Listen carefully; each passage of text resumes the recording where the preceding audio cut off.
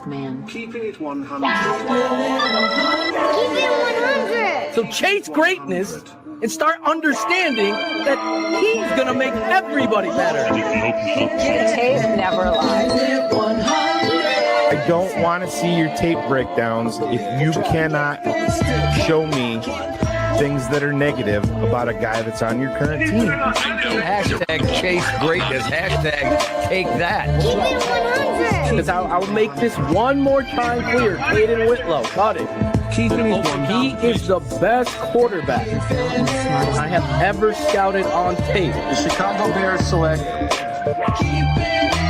Guess who's back? The two dudes that kept it real. Dynamic duo that you love, the smartest man in Dr. Phil. Breaking down the film, never a problem, kick it straight. Most shows focus on stats, we focus on the tape. We keep it in 100, never running east to west. We coming with that truth, cause that's what our fans expect. Cut off the fake and anchor, moving forward to be free. But don't you worry, Shane's got the dumbest tweets. It ain't no secret, Phil Shane got some haters. But now they're moused up like the true and now and latest. Debaters, draws get kicked like Coach Tabor. Cuts had to be made, we added a barber moderator. Up and down, boys got you double checking. Sad sack strolling like a fool drunk texting. Flexing on the truth cause you know they'll never change. Real, recognize real, that's what you get with Phil and Shane. Give me some fucking names in 2 fucking games. Fuck a play or a captain, all of the upstairs. The tape never lies, the truth you see. We laugh, we lie, so there's no babies like Maybelline. Straight to the truth with acumen and facts. We got a stat nerd, but he's not just giving nerd stats. Car crash,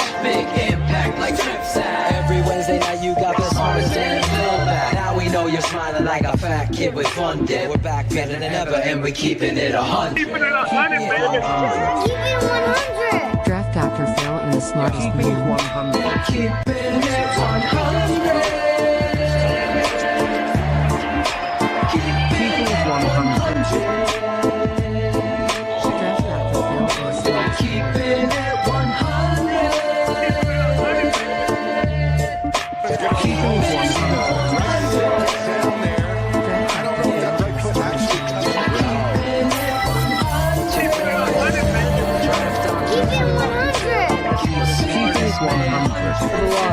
Yeah, exactly. Yo, the sound went out for some reason. What is good, TTNL family? It's Wednesday night. Y'all watching the best bear show on the planet. So before we get started, just want to do some housekeeping. Make sure you guys like, share, and subscribe. The Tape Never Lies on all your social media platforms. And for more Bears content, you go ahead and subscribe to our Patreon at thetapeneverlies.com so you can get all the good behind the scenes, tape breakdown, draft Dr. Phil, just giving all this good info to you and schooling y'all on what linemen's supposed to be doing. But anyway, we got a good show for you guys tonight. So you know what? I'm just going to go ahead and get started and bring the guys in so we can get this kicked off. Mr. Draft Dr. Phil. Yo! Ivan, our super producer. I'm here. Ivan's Three. stepping in. Hi, guys. Ivan's exhausted, but he's like I said, I fill in when I have to fill in. I do my job. Fulfilling. That was my rap name, bro. You're a fulfilling. MC fulfilling. Oh, gosh. Making $1 million. Fuck you, bullets. That's my next rap name. Oh, gosh. I have to do this because I could just hear Greg crying in the background. I used to go ahead and work a full day bricklaying and produce, and this guy can't get up here. I could hear it now. Yeah, he only does hour shows, Ivan. Oh, I see. So Ivan's exhausted. I haven't even had. This is my first beer. I don't know what. Ivan's But first. Ivan has a job to do. Yes, we all have jobs. We're all not having emergency broadcasts right now. David Scott. So yeah, that's pretty good, right, David? I've been working on it.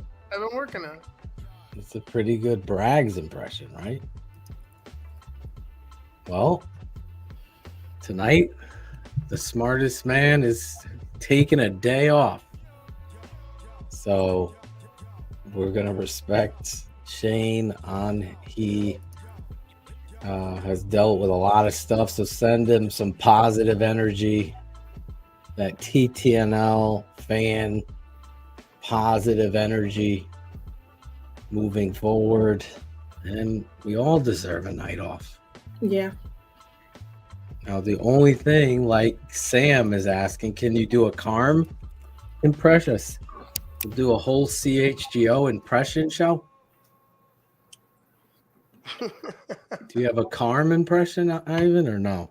I'll have to listen to Carm. Let me try.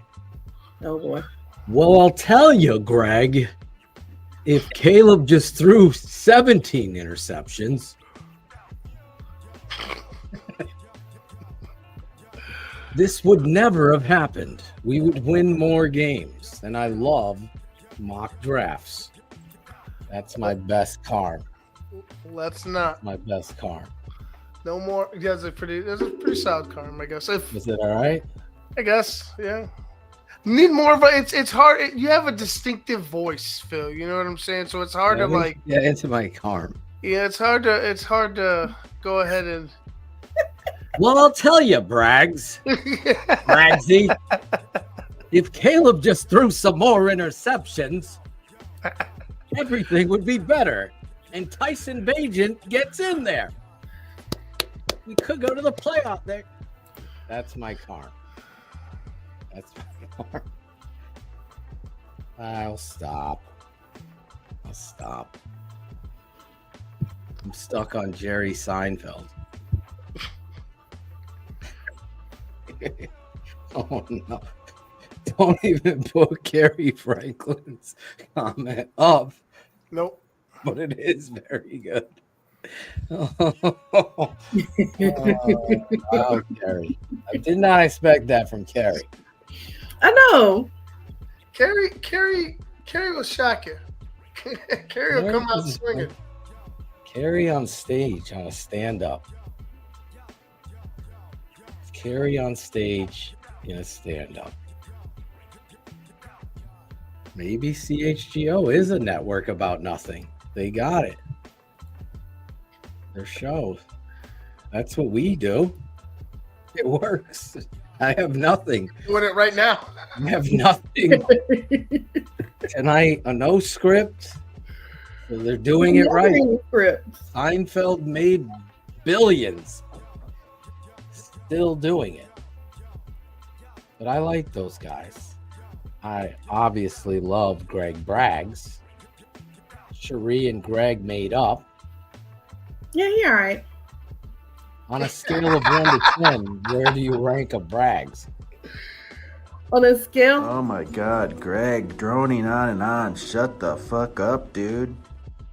Is it on the Larison scale? No, it's not that bad anymore. Larison is way high. Yeah, it's not that bad with Larison anymore. Larison's moved Greg up a notch. One notch. We'll see. Now, Greg is great. Yeah, I just like giving Greg shit. Well, he could take it. That's the thing. Some of these soft guys can't take getting their designer on. They can't take that shit. I don't know why. Oh. Well, everybody has an opinion on everybody. I say the great Nick Saban was right. A good coach is 50% of people love you and 50% of them hate you. That's when you know you got a good coach. And when everybody hates you, you know you got a shit coach. So hopefully everybody is 50-50 on Ben Johnson, because this weekend is rookie minicamp, and I don't remember ever a time where we're how many weeks out from the draft? This will be coming up on 3 weeks or 2. Two, yeah. And they usually have rookie minicamp like the week after the draft. I don't remember being this long. I think we're in that realm. I don't know. Maybe we have draft fatigue, but I think they've been pretty consistent about where rookie minicamp starts and everything like that. There hasn't been any type of dramatic change, I feel like. Well, I haven't seen it this long. I don't remember it being this long. So we'll see. We did be able to break down a few players so far. 4 players that have been drafted. We've broken down. If you're a patron, you know. If you're not, the tapeneverlies.com. It's scrolling off the bottom, or you can put your phone up to the QR code and get that and become a patron today. And we'll be continuing our breakdown. So what it says here, when I use the old Google machine, the 2024, so last year's were between May 3rd to the 6th, or it says May 10th to the 13th. I don't know if the AI is just fucked up. Yeah, pretty much. No, it says begin May 13th. So it's on schedule. 2024, this is from Sports. 2024 NFL offseason program schedule. OTAs begin May 13th. Yeah. Yes. Yeah. You're breaking up a little bit. You're starting. Can you hear me now? We can hear you, but your screen got very cloudy, like Claudia was in there smoking. Is it? He might be. But yeah, no, it seems to be on schedule. If you guys can hear me. Is he doing it for you? Not now. When he just said that, I can hear him. Is he blurry? I'm saying. Not really. The only thing is, he was blurry. It's because you got those safety glasses on, Phil. Those aren't prescriptions. All right, you can stop faking it. The readers, because I can't read the chat without them. There you go. I gotta wear something. I guess I could read without them. It's starting to get better. I'm starting to heal myself. Today I got some acupuncture. That was an experience. I tried and it didn't work out for me. No? No. My electricity that they created shot down my legs like a fucking lightning bolt. And hopefully I'm going to continue to do it. I'm excited about it. I feel like some of this has to heal me. So when you get old like me, you got to try some different things than them throwing all this medicine at you. These medications. But anyway, whether it started 2 weeks, I don't remember if it was that way. But now they're starting, and looking at the Chicago Bears and what they did, not much has changed in regards to my feelings about the draft and where they've gone in the draft. We watched Trapillo, and you came away with what I kind of thought he was, Ivan and Cherie. He's a right tackle that they're going to try to play at left tackle. There's some things in the toolbox that I think they could build off on, but this isn't a starting left tackle right out the gate that could come in here and do that. But there's things I like and don't like about him. I don't see that mean gene that you're looking for.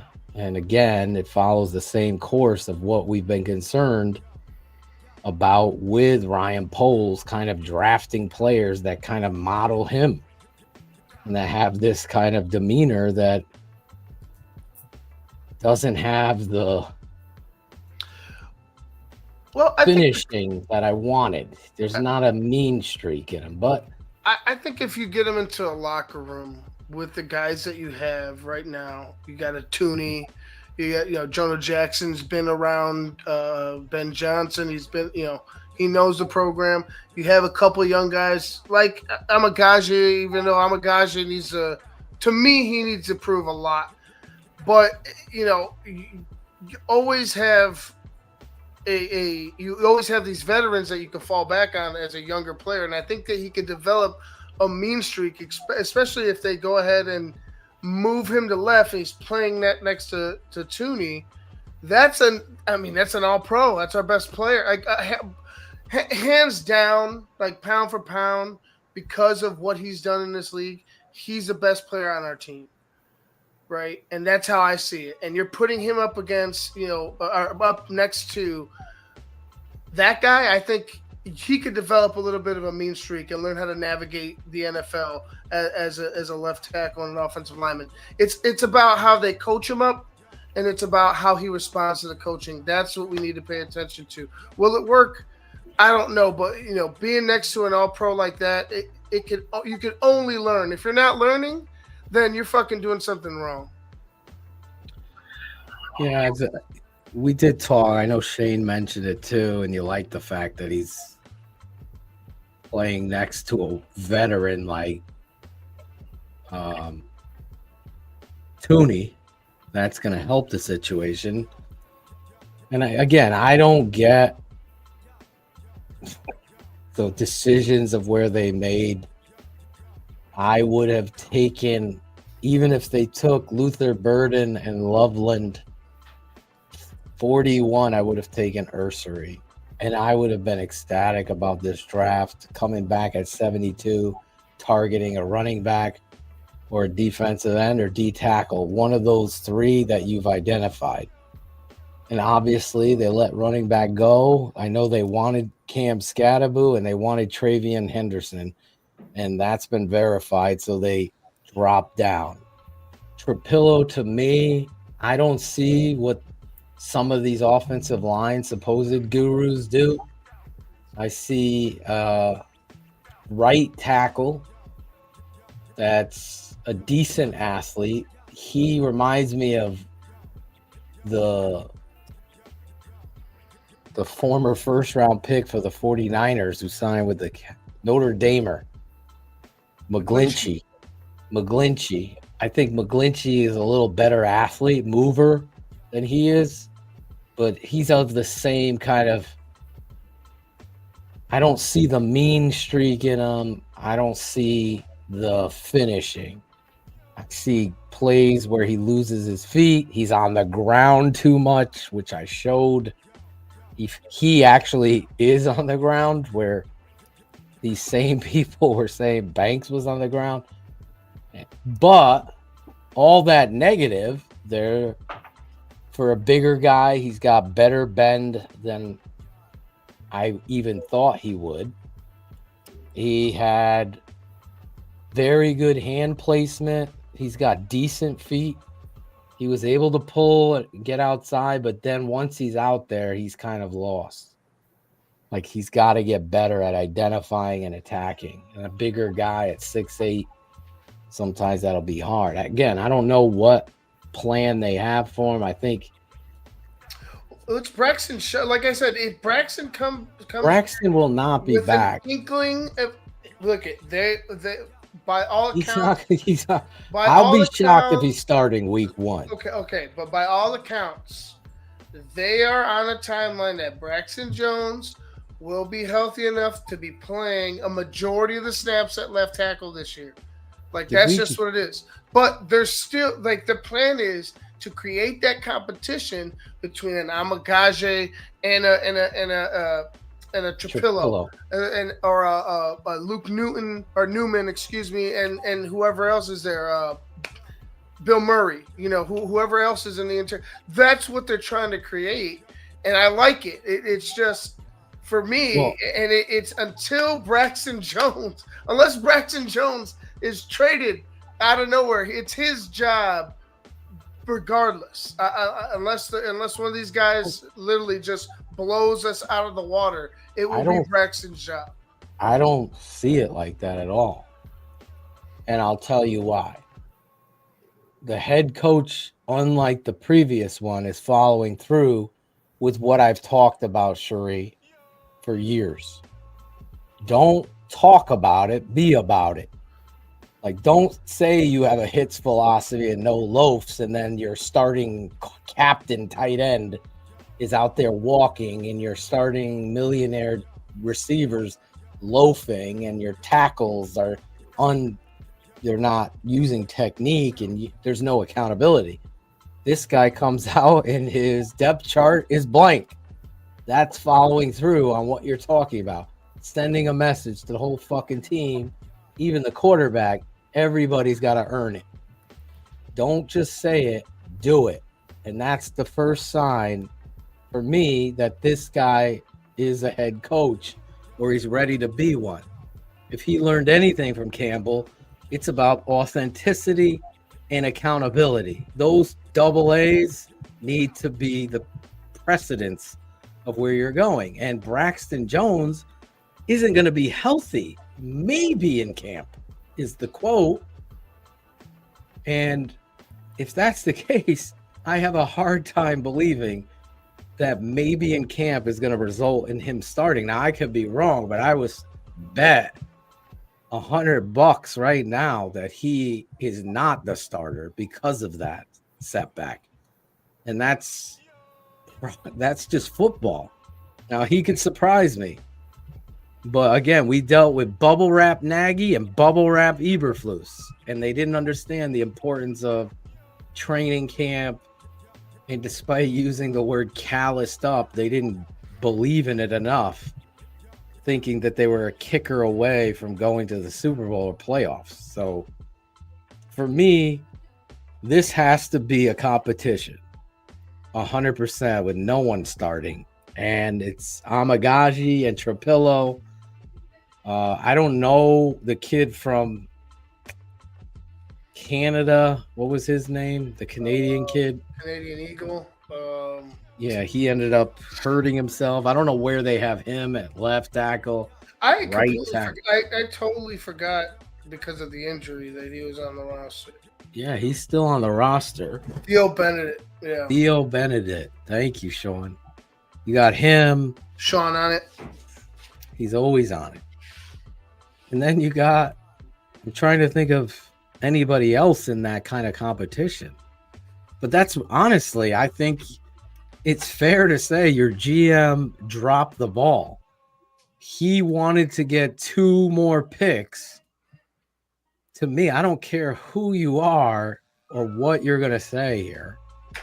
For me, I like Stuart Turner's tape. He's a violent guy. In fact, my boy Chris Harold asked me, when's the last player you remember as a Bear that had that kind of violence that you said with Turner? Because obviously we broke down Turner and I showed how violent this guy is. And I was thinking in my head, and the last guy I felt like that had that kind of violence. And granted, he was past his time, but it was Pernell McPhee in my head that had that kind of aggressive violence at the line of scrimmage. Like every play, I'm going to fucking fire the fuck out and try to get in the backfield or force some sort of penetration or effort. I don't remember anybody else that was a wild animal. I mean, the best ones are. But this kid, I know Ivan used a good comp. I do see a Tommy Harris body type and twitchiness. But this guy has a motor. I mean, it was every play, guys. So my point in this is he traded down for a lesser left tackle to get Shamar Turner and Trapillo. I wouldn't have done that. I would have put a priority on the left tackle and maybe hope that Turner's at 72. You can't say he would or wouldn't. The reality is we don't know. But for me, the priority, Ursary is a fucking menace, angry, just like Turner on defense, left tackle. I will go toe-to-toe with anybody. Ivan will join me. Let's watch some tape of Ariante Ursery, and you tell me. I don't give a fuck what these and this clown boy, first round mock scout, whatever the fuck this clown is, the psychopath that just throws shit out there for attention. Him and his crew of dumbasses all digging in the dirt with Caleb talk and every Bears talk to grab attention. It's pathetic. It's pathetic. So is their move to put Darnell Wright at left tackle? That's got to be on the table. I know Courtney asked it, and I would not do that. That's why I think the problem is. Do you see what I'm saying? So now you take Trapillo. He's a right tackle. You want to try him at left tackle, but he isn't a left tackle. Well, the biggest surprise is the Darnell Wright that that was out of fucking left field. You know what I mean? And it seems to be more than just a draft tactic to deter teams. It's a serious thing. I just like if Trapillo had the experience at left, right, and I think he has a little bit. I could understand that more than just moving Darnell over, which I don't really recall. I mean, I feel like it was such forever ago. I don't really recall him having both right and left ability. I thought he was predominantly a right tackle. Not saying that, not saying that somebody out of him, but yeah, I can see Darnell Wright is athletic and strong and athletic enough to play left tackle. If we're doing this, like, I'll be honest. Yes, I believe he could do it.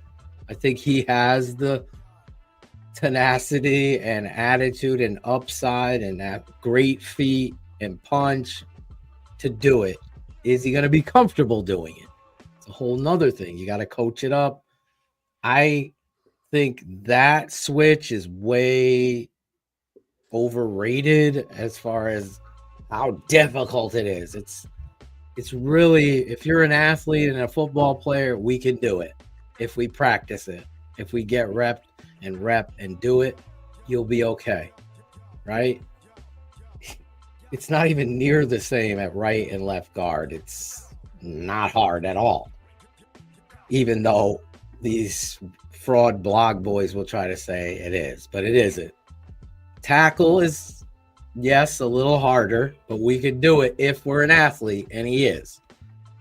So just opening that door, Ivan, with polls saying that tells me that's what the fuck's gonna happen. That's what's gonna happen. I already am telling you. So it's gonna be Amagashi or Trapillo competing at left tackle during OTAs, and then in the preseason, we're gonna see 2 weeks of them competing, and then all of a sudden Darnell is gonna be on left side, and now the winner is going over and starting at the right tackle, and hopefully Braxton is healthy by mid-September and back, because I've heard that he might not be able to play at all in the preseason from a very good source. So that's why I don't think he's going to be your starter. And he has to work on anchoring and strength, and those things haven't happened. Now, both him and Amagashi went to work with Olin exactly 2 weeks and disappeared. So that's another sign for me. Are you willing to work at it when someone's fucking pushing you? Or did you have something happen and you're no longer there working on it? The proof will be on the tape when we see it. And then, of course, I hear you in the chat, you super smart guy, that Dan Rauschner, however we say it, Coach Dan, is going to be the key figure in this. And I will tell every young coach, any the most important hire every head coach has is the offensive line coach. It's not the defensive coordinator. It's not the offensive coordinator. It's the offensive line coach. It's number one priority. No doubt in my mind, over and over. Chris Morgan, no other fucking network, nobody else was saying it. This guy was saying it because we actually watched the tape. This network. And I kept calling it out over and over. And I was, this Phil, the players love, they speak so. Nope, it's not showing up. They speak highly of him. He ain't working them enough. That's the problem. And it showed up every day. Don't go look at the New England Patriots and watch Dante Scarnecchia's former wrestler, undrafted free agent, 3 undrafted free agent interior offensive linemen, right tackle that was fucking undrafted. It goes on because he coaches the technique and coaches the potential up. They're buying in. He's not soft. He's a good coach, surrounded by other good coaches. So it doesn't take a first round overall pick to get a great tackle. It takes a lot of things. And it starts in here. Do they have it in here? And I think Trapillo on tape has it in here. And my dad was, were you able to watch it, Ivan? No, I haven't been able to. So my dad was more positive than I was about Trapillo. Because I was a little, okay, if we were going to rank him, Cherie gave Greg Braggs, a 7. So if we're ranking 1 to 10, I would give him a 6. Where Ursery was a 9. So that's where I put a priority on these things. Now, Amagashi, in fairness to him, coming out of Yale, hurt, and everybody should know the story before you call him a bust. He wasn't given a fair shot, thrust into the lineup, and for all we know, he's working his ass off to become the starter, and that's how it should be. That's what the coach said it is. That's how it should be. Well, and hopefully we're going to find out. Yeah, it's just a huge. I think he's one of the bigger question marks of Ryan Pohl's career, because this is another guy you took as a project piece, and you took him because obviously he loves the story. He's got a good background. You know what I mean, from the area. But again, I go right back to that draft night, Phil, or the was it day 3 or day 2 rather, where you called out all the draft picks. Cherie was there. How many of those, Cherie? How many of those were Fs, Cherie? A lot. About 80% of them. About 80% were Fs, and a lot of those were later linemen. I'll let you go back, Cherie. Were later linemen. And it's just, you got to question it. You got to question. This guy right here for Ryan Poles is huge. He needs to develop, and he needs to be a factor for this team. There's a lot of guys that aren't factors for this team that he drafted. And where are they at? They're not here. Yeah, and I did a little bit of research. If you go back and look at all his trade downs, trade backs, go look at every trade the Bears have made under Ryan Poles. The trade back becomes an F. Traded back, got 2 picks, FF. Both of those picks failed. Trade ups, he's had a little bit more success. But trade back, getting and accumulating these picks that all these mock boys from Britain love, F. And that's, it was a great exercise. And I'll remember it too, because it was like, okay, let's put you and Cherie on the spot. honestly grade this. Velus Jones, F, and Zach Tom, F.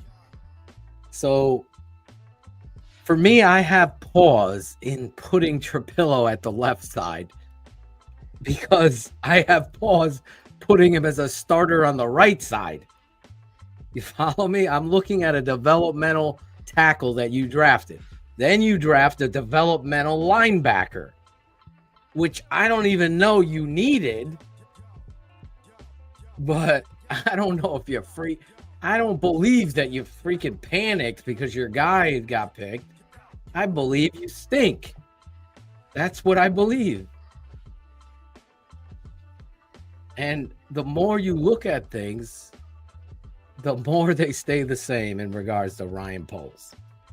And I'll tell him the same thing. Like, if you can't handle the criticism, then you're the wrong soft dude to be GM.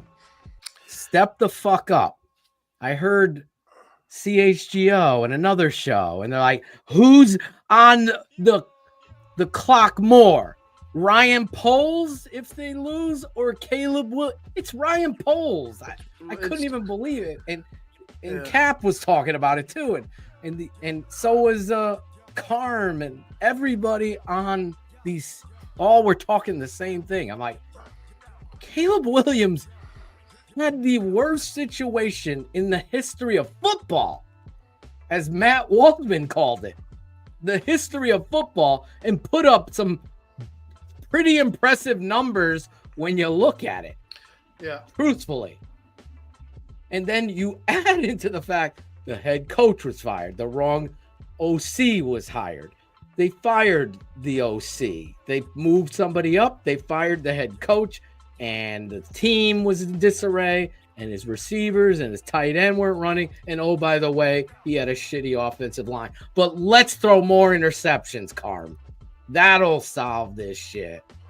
There still needs to be. What world are we in where these guys are sitting on the fucking radio talking about this down to you, the smart football fan, the one that understands or has played or coached the game, and they're sitting there spewing this nerd fucking shit, just bullshit out there, setting up like a fucking volleyball game the level of expectation. What excuses should he have now?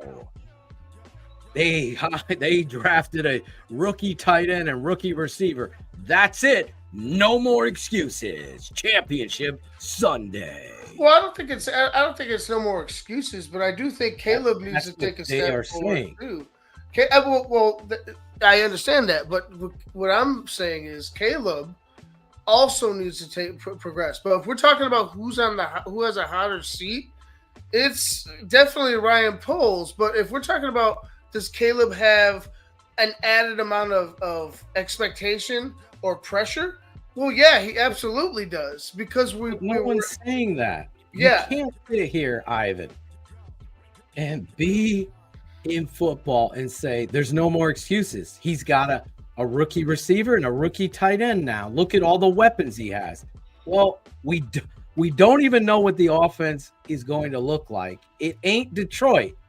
Your OC, to his credit, who's your head coach, said the same thing. I'm not dropping the Detroit playbook down, and now we're going to run that. I got to run what our team is going to do. You have we'll have 4 new offensive linemen on the line. You're going to have guess what position is the hardest to come in your rookie year and be successful historically? Do you know? Tight end. There's your answer. So there's that pick at 10. Tight end is the hardest position to come in as a rookie. Brock Bowers exception, which this network, you know where I go with it. I have to point it out because none of them will. So haters, sorry. This guy had Bowers. Boom. Williams, right, Sheree? And Bowers would have been the Atoshan picks, not the Poles picks. And I love Adunze. So what would this team look like with Bowers and Caleb Williams? Imagine.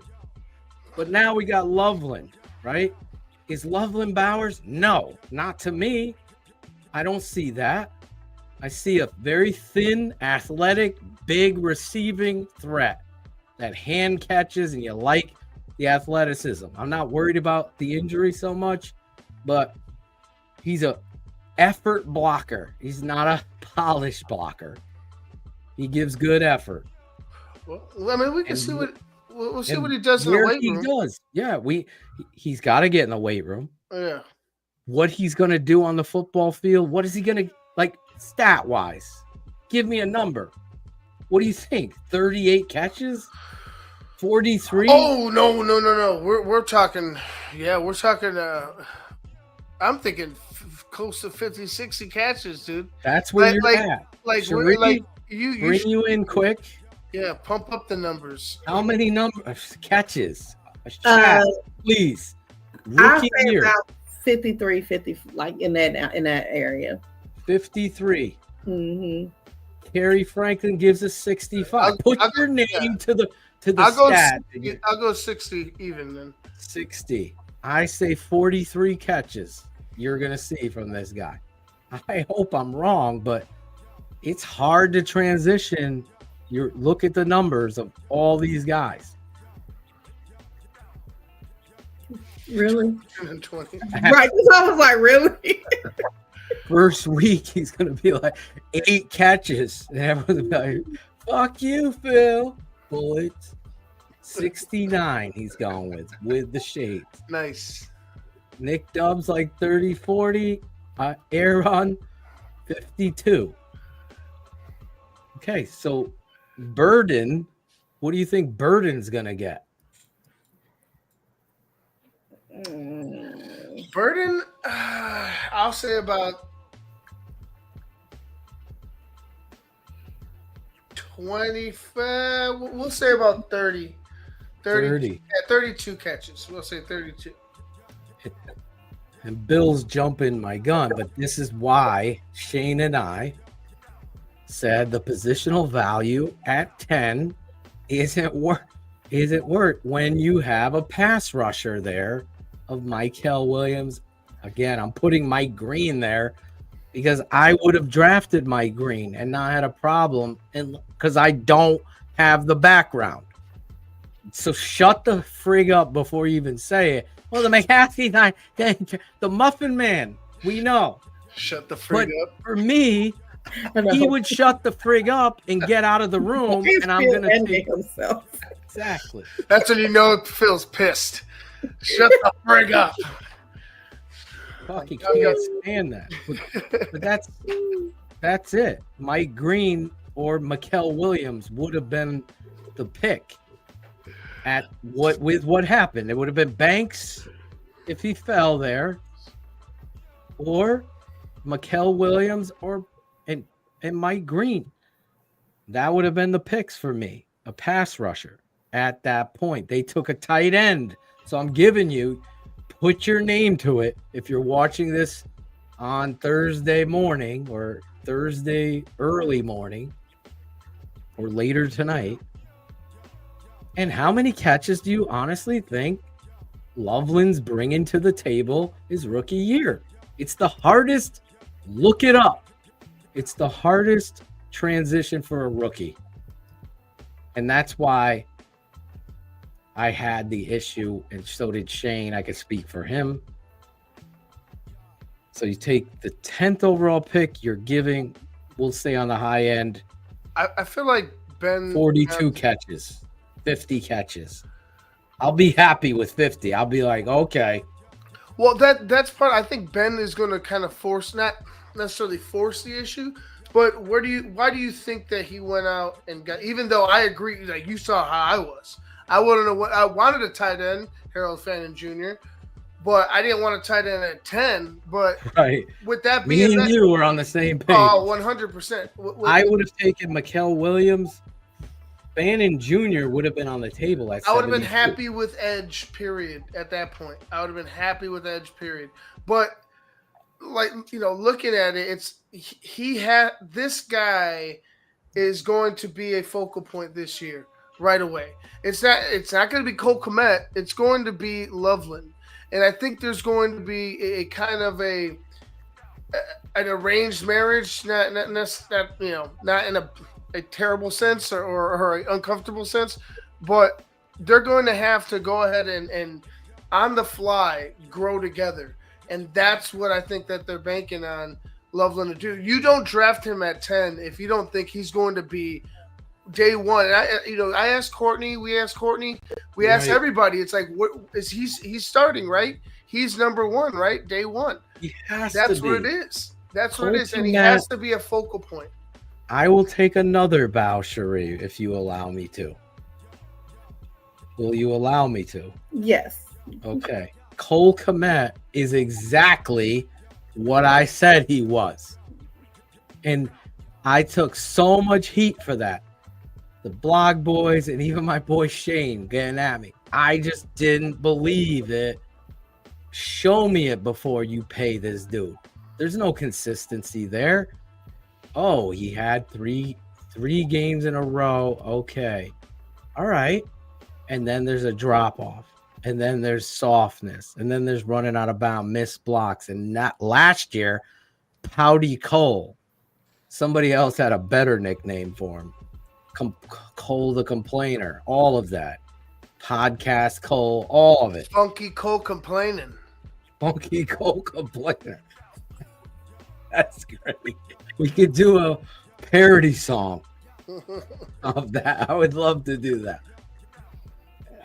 That funky Cole Complainer. Another drop. That funky Cole Complainer. That clunky Cole Complainer. Clunky Cole. Well, that's it. If you're complaining, do it on the field. If you're complaining, drop your pads and run for first downs. If you're complaining, get open. Like, don't point the finger at the rookie quarterback, bro. Point the finger at yourself. That's what needs to happen with him. And I met Cole. I will tell you, this dude is enormous. Like a giant. His hands are huge. His whole body. I mean, he's a tight end. If God ever said he's a tight end, he is. Now work on your craft. Watch George Kittle. Watch what he does in the offseason. Jump rope. Jumping out of fucking holes in the ground. Picking up fucking logs. Carrying them. Throwing them. There's a reason. You got to do it. You're only young once, Cole. If I had Cole every day, motherfucker, guaranteed Pro Bowl. Pro Bowl, because I would destroy him in plyometrics and explosion drills, and he would be separating at the stem. Do the work. Do the work. And then, obviously, you double down. Now you draft. Are you drafting replacements? You're drafting a replacement for Cole Kmet in Loveland. Are you drafting a replacement for DJ Moore with Burden? Are you sending a message there? Did you have to? Well, you traded for these guys. I would hope it'd be like a the next man up type of mentality, especially with how contracts are set up. You know what I'm saying? I know you did just sign DJ to an extension, but things do change fast in the NFL. You have that contingency plan with a young guy in Burden. You know what I'm saying? So I feel like it's not more of a threat with DJ. It's more of a threat with Loveland and Cole Kmet. With DJ, I feel like it's DJ's time. As long as DJ continues to perform and produces, all's hunky-dory. But we have a guy, a threat, that can do similar things that DJ can do. And that, I think, is something that we can feel comfortable with, that you have that in your back pocket, and he's young. But if we're talking about direct threats, I think there's only one really true direct threat, and that's Loveland to Kmet. I love Cherie's mom. Yes, I was waiting for Ivan to finish. that great thought so I could send out a shout out to Cherie's mom. Deborah, I'm just glad you're here watching the show. It's past her bedtime. She stayed up late for me. She did. That's what I like. I always have a place on her couch if I ever get kicked out of this house. You absolutely do. In my room. I agree with. I look at it things 2 by 2. So when guys say, "Well, you already have DJ Moore, Burden," there's 2 steps in it because Burden could do what DJ could do. Both of them could go line up in the backfield, even carry the football. We saw it with Moore. We see it with Burden in college tape. He's a great run after the catch. They both are. They're both tough. Like I said, last year was the biggest shock to me. I never expected DJ Moore, of all people, to act the way he did, and it looks so bad. And then there's 400 people trying to defend him. And it's pathetic because you can't defend that on a football field when you really have played the game and know the game. That's unacceptable. There's no excuse. What he did was benchable. And you have to set a tone like that. And your coach didn't. That's why he's gone. That's 100% why. No block, no rock. Don't hustle. You're not getting it. And that's 100% why Burden was drafted. 100%. I'm just, spoiler alert.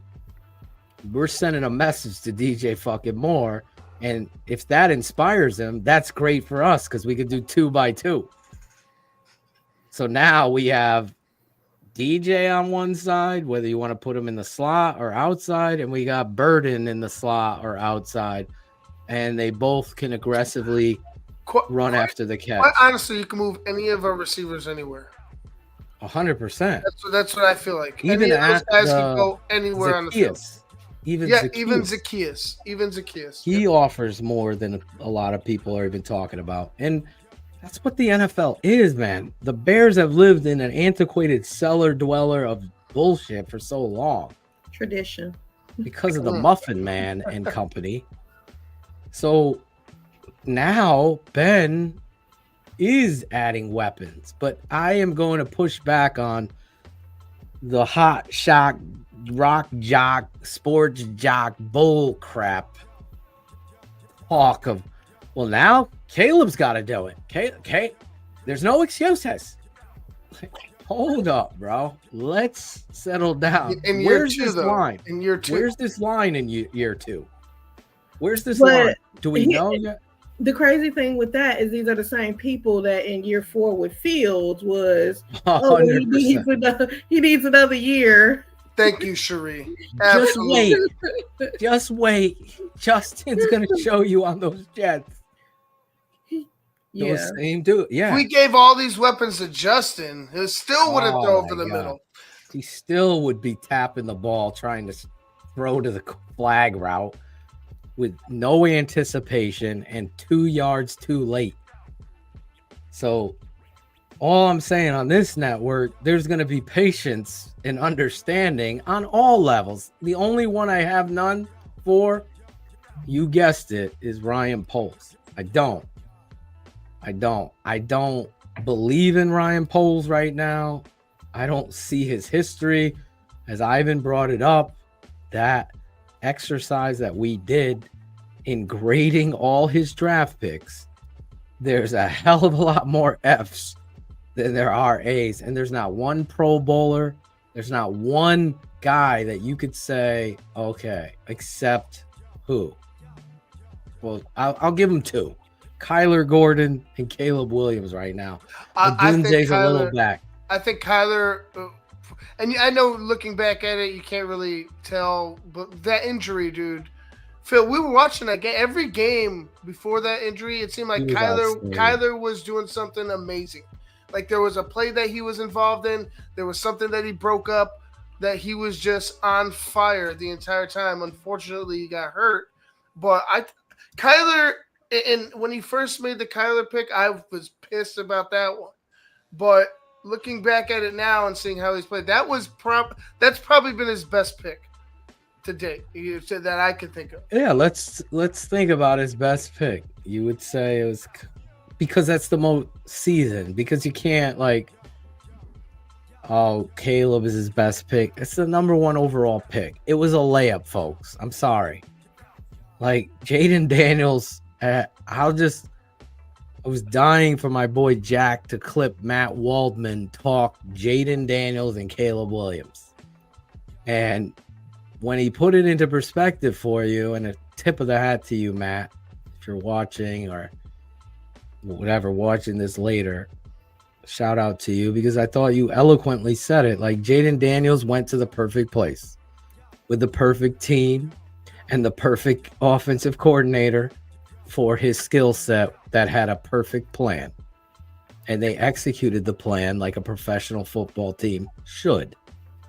The Chicago Bears were not in that same area code, let alone country, in regards to what they set up for Caleb Williams. And when you take a look at those stats, yes, Carm from CHGO, the same stats that you kind of looked at and were like, wait a second, these aren't so bad. Now put the weight of the football world of being the first overall pick, having all this drama talk with Justin, and then the coach, and then the OC that was hired, and then the firing, and then the hire. Come on.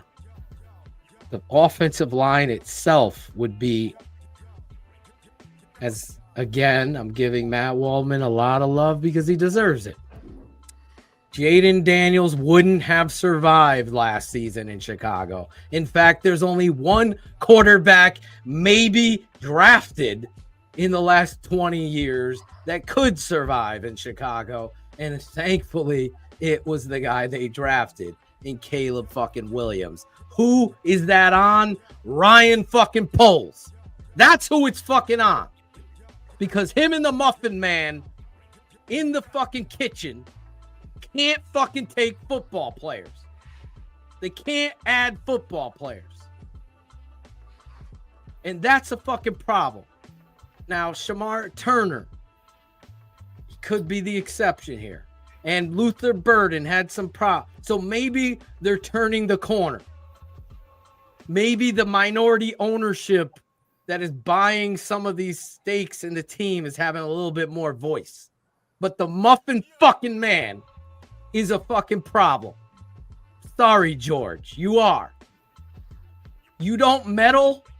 Yeah, you do. Yeah, you do. And I'm sorry, Adam Rank. You're wrong again. Stopping the swearing on Hard Knocks is a showcase of what the playground rules are. And there should be none in NFL football like that. And that's my rant about the fucking Muffin Man. It drives me insane. Drives me insane. Ownership. Don't meddle. We don't meddle. And they lied through their teeth. We talk about Ted Phillips. We don't get involved in football decisions. Well, you stop the LaDainian Tomlinson trade. You stop that.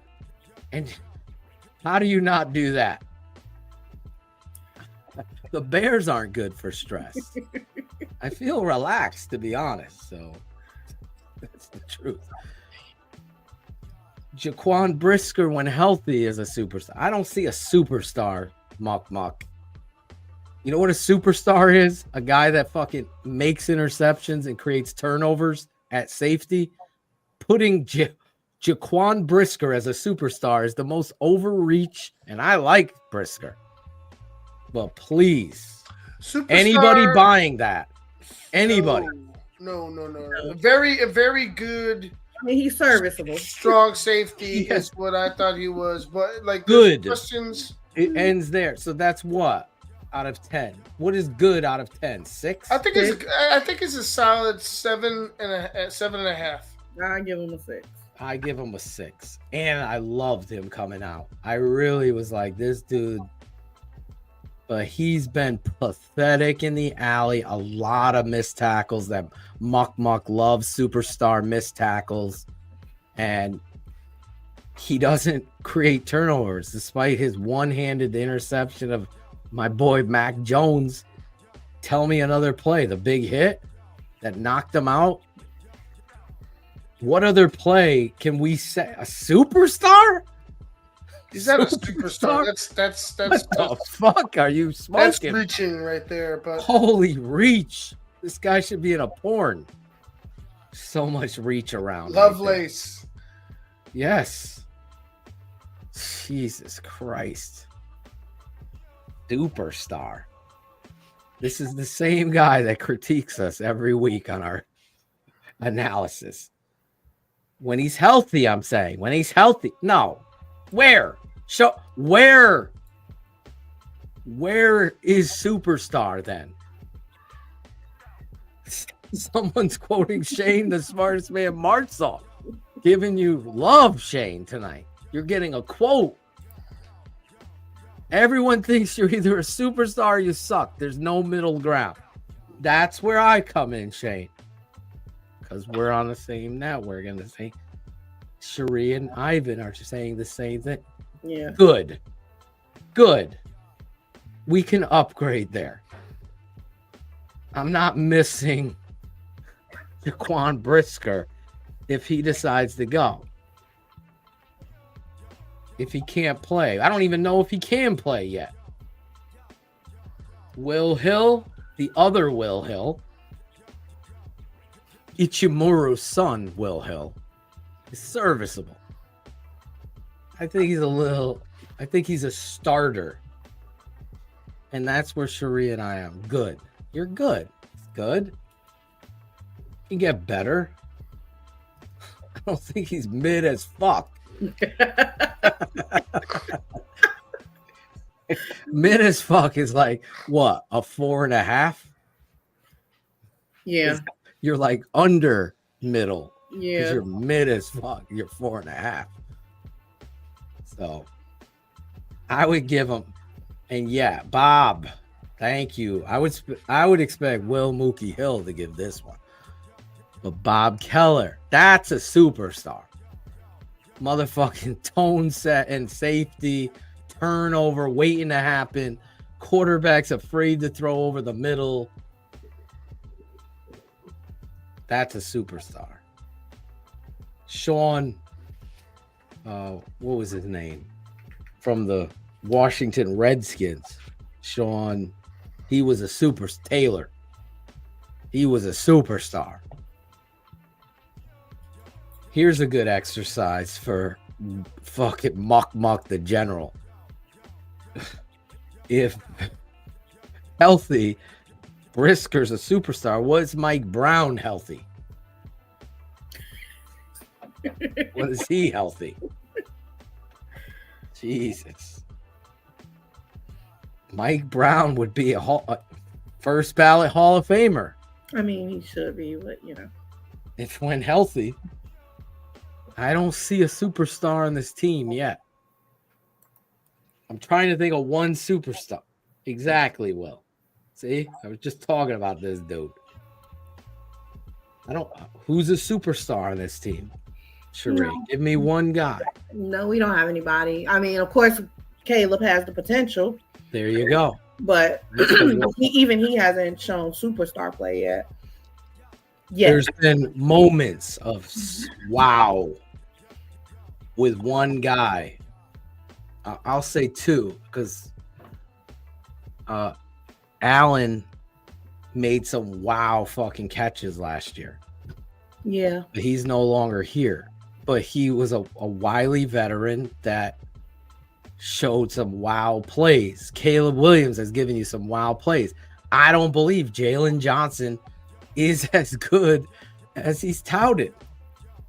I don't see. Oh my God. This dude is. I feel like he had, a good season. JJ. Yeah. I think he is above Brisker. Oh, absolutely. I would put him at like 8. You got him as an 8. I have him as a 7.5. 7. That's where I put him. Kyler Gordon is an 8 for me. 8. Yeah, I do like That dude does wow. I don't see that with Jalen Johnson. I just don't. I'm trying to see it. I don't. Jalen is the best player on defense in my mind. I mean, Kyler Gordon. And thus they extended him, and that's I can get down with a 9 when he's completely healthy. So you're doing a good job. So there's levels because Nathan Campbell has a level. He's a beast. So superstar that's got to be the epitome of the top, right? Superstar. Yeah. So think about superstars in the league. Who comes to mind? Who's the first guy that you say, oh, this is a superstar? I got Josh Allen. Josh Allen is a superstar in this league. Pat Mahomes. I would say on the defense, TJ Watt. TJ Watt was the first defensive guy that popped in my head too. So look at you and me. Now we're psychically connected now. Think of some other ones. Yeah, I would say Saquon, definitely. Saquon Barkley in my he's a superstar. Who else? I like Kittle. I'm a big Kittle fan. I'm with you. George Kittle is a fucking superstar. Watch this motherfucker block, and he's 20 pounds lighter than Cole Kmet. Watch him block. Myles Garrett, superstar, without a doubt. Max Crosby, superstar. Yes. That's superstar. Muck. You're fucking putting Saquon. What? What? Don't come at me with any scouting advice, please.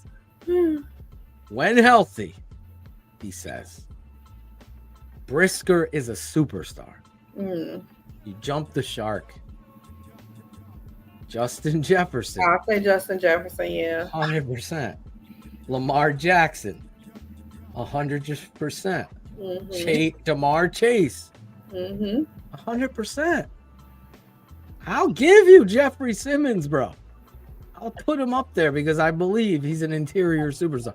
Chris Jones from Kansas City, superstar. That's the level where the Bears have not achieved. You don't have any players. The two closest is Caleb and Kyler Gordon. Yeah. Those are your superstar possibilities. So there's possibility there. Derrick Henry, superstar. Brock Bowers, 100%. Could have had him. Superstar. Joe Burrow.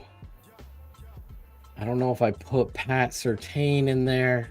I agree with Burrow.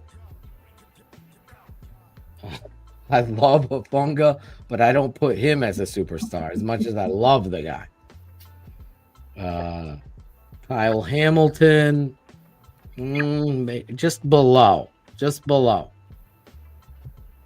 DJ Moore, Emery. Emery's. What's his name? Fuck, I just lost my man's name. Trent Emery. No, I don't think he's the close. He could be. Last year pushed him down, bro. Yeah. Charles Leno, not a superstar. See what you did. Fred Warner. Yes. Yeah. Yes. Quentin Nelson. No. Quentin Nelson's a household name at this point. Not a superstar, but this guy is a superstar. Will Anderson. Wayne Corbett was a superstar when he played. Quiddy Pay, no superstar. Sorry, Bullets. And this is where Ivan would drop the fuck you, Bullets. Fuck you, Bullets. Yes, Ivan. Fucking awesome. He's a superstar, Ivan. Urlacher, I mean, Charles Tillman is the most underrated bear of Oh all my time. gosh. I He know. he deserves to be in the Hall of Fame. And it's so crazy because the announcers still, anytime somebody The punches Peanut out a Punch. ball, the Peanut Punch. He has a whole play named after him.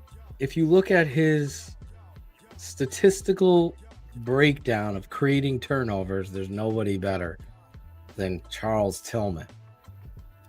And Dr. Hill is a superstar. I'm trying to be a superstar, JoJo, Loco, 5150. Only in my mind. Lan Larison could be the next superstar. Signed a big deal in New England. Fuck Shane. We could have had Lan. Didn't New England get my guy too, Donovan? They got all the guys. They got Lan Larison. They got my guy Chisholm from. We'll just have Jim lie the entire time. Oh yeah, it's my son, Lan. That's your son, Jim. Son, Lan. Jim, where are you? Lan. He's helping him sign me. his contract. Jim negotiated his huge. He got the biggest. Did you see? He got the biggest contract. Really? Of all the undrafteds. I did like Tim Jennings. Oh, Tim was good. Mm-hmm. Solid. Yeah. We need the TTNL Need a measuring scale. Yeah, the measuring tape. It goes right across the screen. Suck. What's the low? Mid as fuck. Mid as fuck is a 4.5. Oh my God. Jesus. I thought Deshaun Watson was gonna be a superstar, but he is to the massage community. No, there's a predator into the massage community. Not a superstar. Yeah, I don't think he's a a superstar in that community either. Oh my God. Jim Larison is a superstar. He should be in the fucking chat tonight. Where is he? Drop him down to mid as fuck. Sorry. Oh my God. Oh shit. Poles is mid as fuck after round 2. I would agree with that. Where has he hit later rounds? Has he hit? I'm trying to. That's a great question. He has not.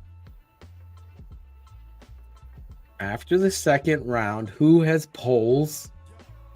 See, you guys in the chat are great. Great. This takes the question to another level. Fucking anybody after round 2. I don't think he did draft anybody after round 2 that's not mid as fuck. Braxton Jones is the only late rounder that stuck. Bajent was an undrafted free agent. So could we count him, Sheree? What's your rule? After round 2. Bajent counts, right? Because he technically is. Yeah. Tory I Taylor. was gonna say, what about Tory Taylor? Tory Taylor, Terrell Smith. Good one. George, the actor. Let them tell it, Roshan. Jack Sanborn. Sorry, Logan. He's gone now. He's with the Cowboys with George Pickens. Oh my God. Just another.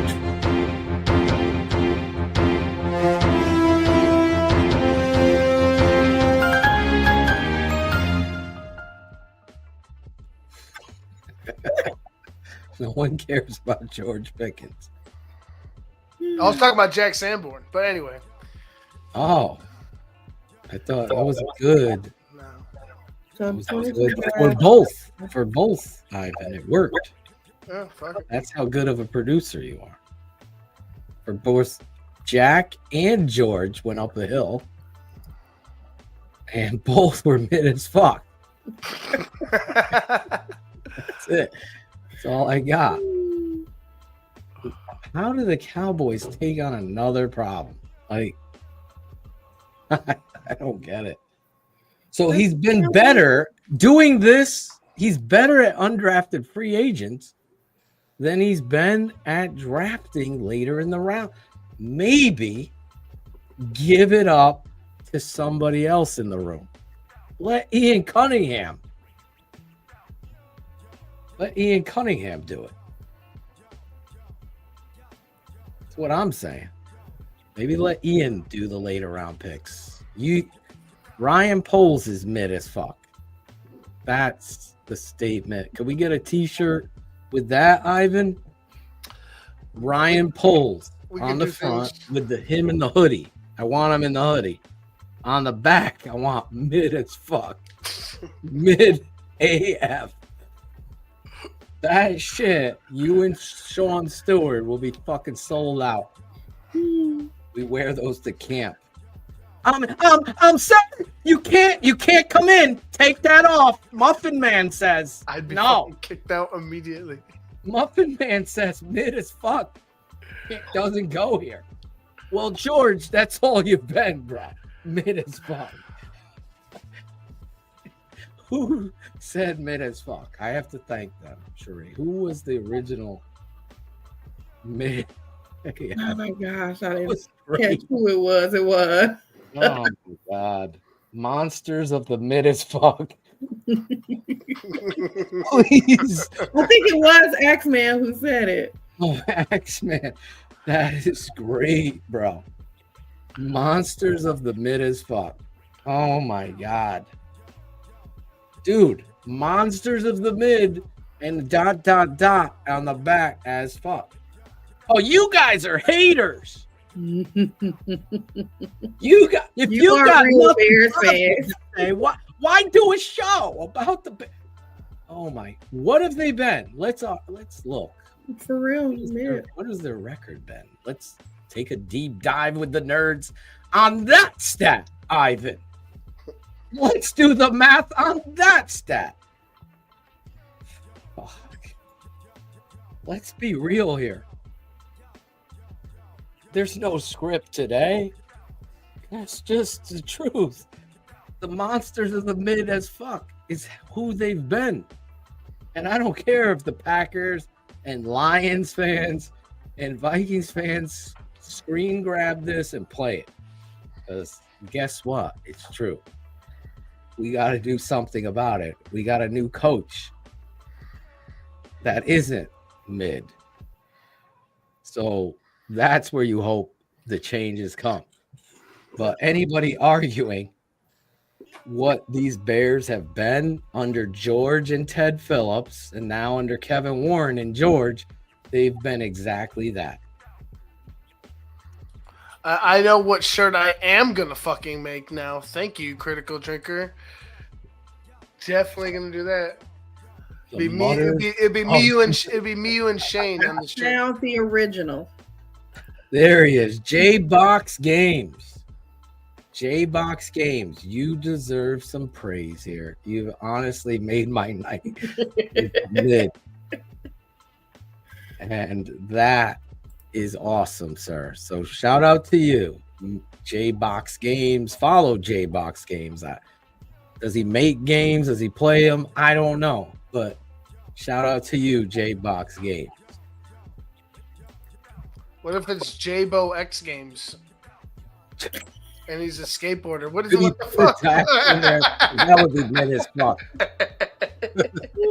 Bill Wagner, $10. This show is mid as fuck without just man. Just kidding. DDP, Sheree, and Ivan is the #1 TTNL power trio. Don't get the rumors started.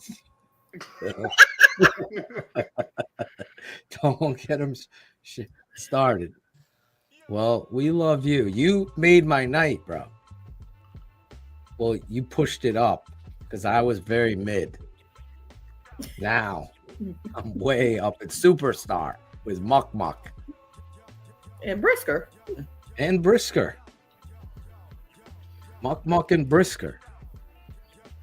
Fucking superstar Briscoe. I think tomorrow morning when I get up, I'm gonna be brushing my teeth saying superstar Briscoe.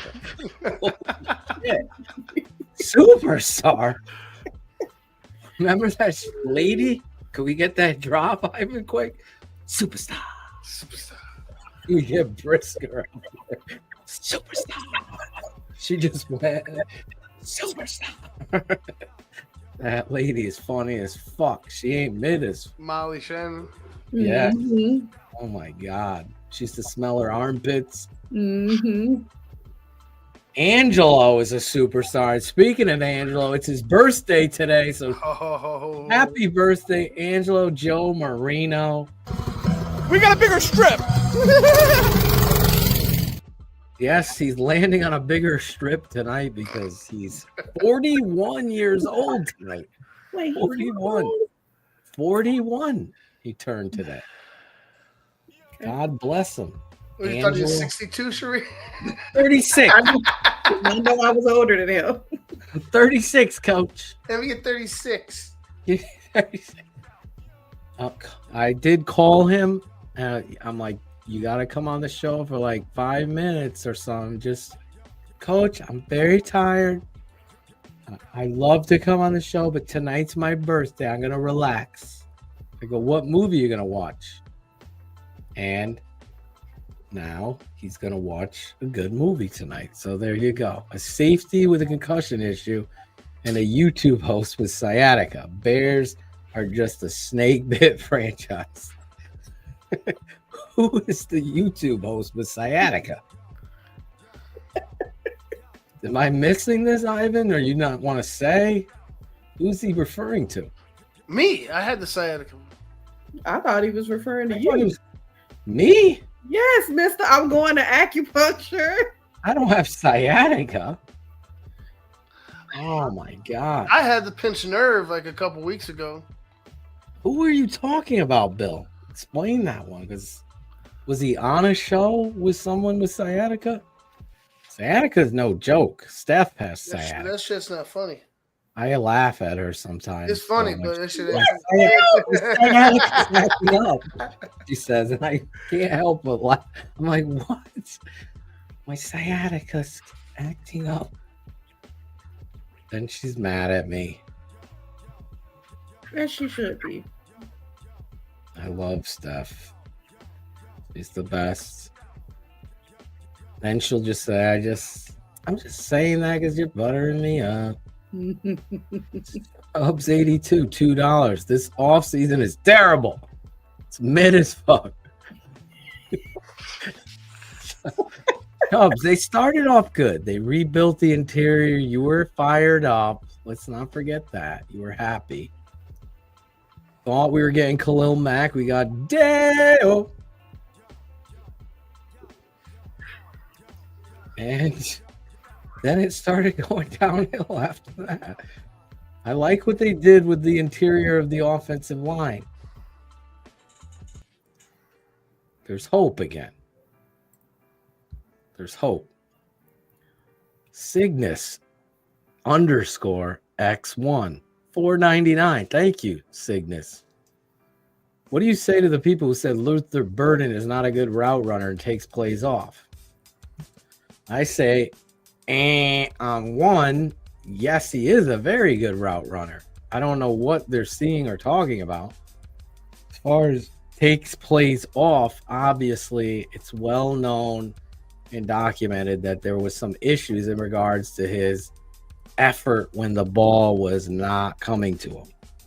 So that's just an easy, low-hanging fruit to grab and go after the kid. But calling him not a good route runner is pathetic, and it's completely not true.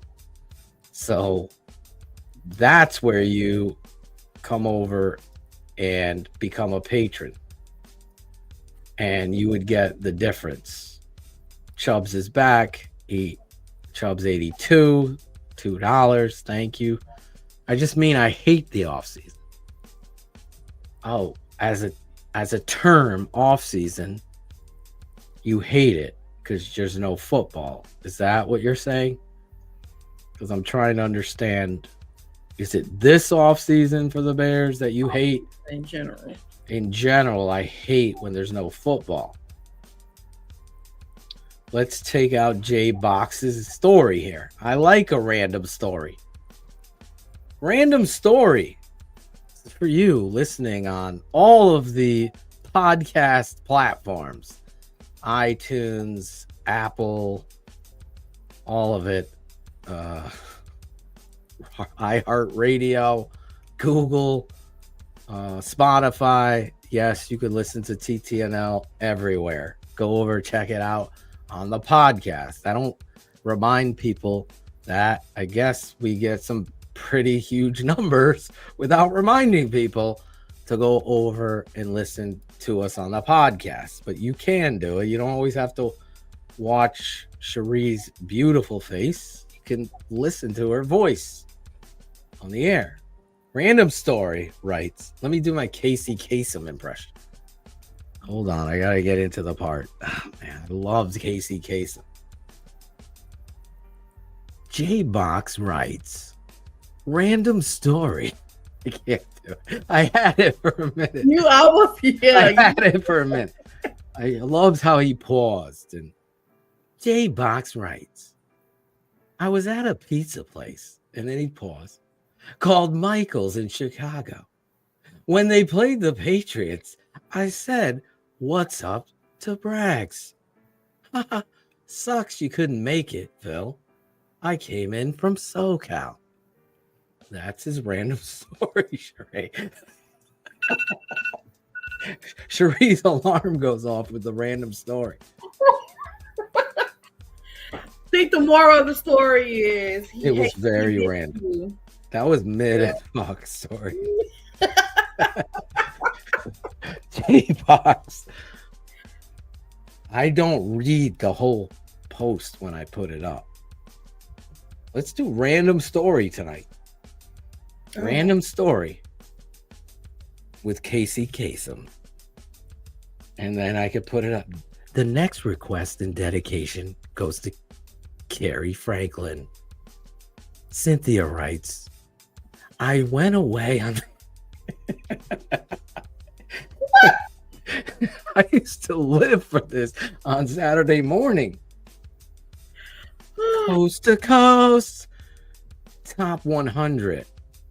And then he'd come in with a story every so often. Tina writes, a request and dedication from far away.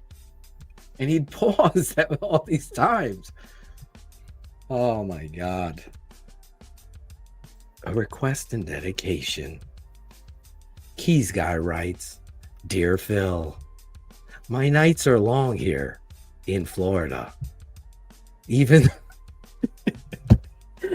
I can't keep... try not to make you laugh. You're making me laugh. I have to look down. Oh my God, I had a good one for Keys Guy too. So were you watching last week? Mm-hmm. When he said what he said about Courtney. This natural Courtney is amazing without the makeup. And I'm like, oh no. Oh my God. And he doubled down on it. It's like, wanted to embarrass you. Hey, no shame in Keys Guy's game. Here he is. Look. Here he is. I could try to do it. I gotta do it in post though. It's too funny. Those young folks are like, the fuck is Casey Kasem? He did the voice of Shaggy on Scooby-Doo. Do you know that? I did not. I just learned that It was Shaggy. I know who that is. Okay. I just learned that what's his name? James Avery, the Uncle Phil from Fresh Prince, was the voice of Shredder on the Turtles. I didn't know that on the original. Really? He's the voice of Shredder. I did not know that either. Yeah, just learned that. One time, man, Random story. Random stories. There they go. Cherie had a random story. I didn't know that either.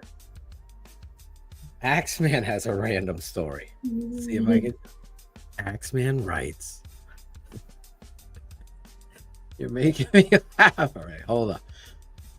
Axeman writes, my wife and I were in line at the store the other day when I said, I will now juggle these. The lady in front of us turned completely around to see the show. Random story on TTNL. New off-season byproduct. Inspired by J-Box Mid as Fuck. If you're mid as fuck, call 1-800-MID-AF. Right now. Sham wow. Cobra the Commander. Starscream and Cobra the Commander are the same voice. Didn't know that, Cherie. Didn't know that one either. Wait till Shane comes back and we have a random story segment. Like, what the fuck? Cars would have so many entries. Cars writes, Phil and Shane, I want to dedicate this next song to you. Oh man, mid as fuck and superstar tonight. Oh. I gotta rechange. Random stories. Don't forget that. Random stories. Random stories. Courtney's new name on TTNL, Natural Beauty. There you go. There you go. I didn't know any of this before. Now I know. Ivan left. It's me and Cherie holding down the fort. With you, the TTNL fan, as rookie minicamp is approaching this weekend. What are we going to see? Absolutely nothing. You hope. The last thing you want to hear coming out of rookie minicamp is someone look mid as fuck. That's what we don't want to hear.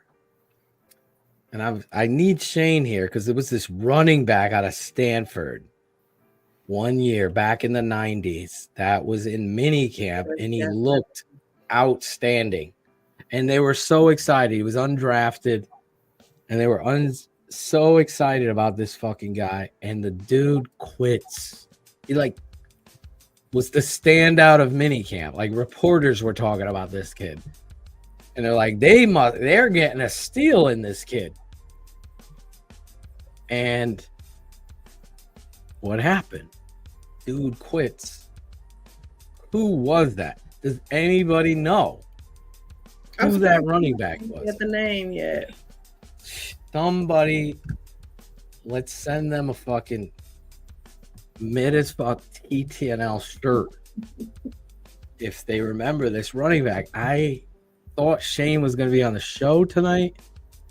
Shane had some family stuff come up, so please send him some positive energy. But he would have been able to remember this guy. And that's my random story tonight. Who was that running back? Thomas Schaefer? No. Carrie Franklin writes, random story. Let me get into my Casey Kasem. I'm Casey Kasem. Swifty writes.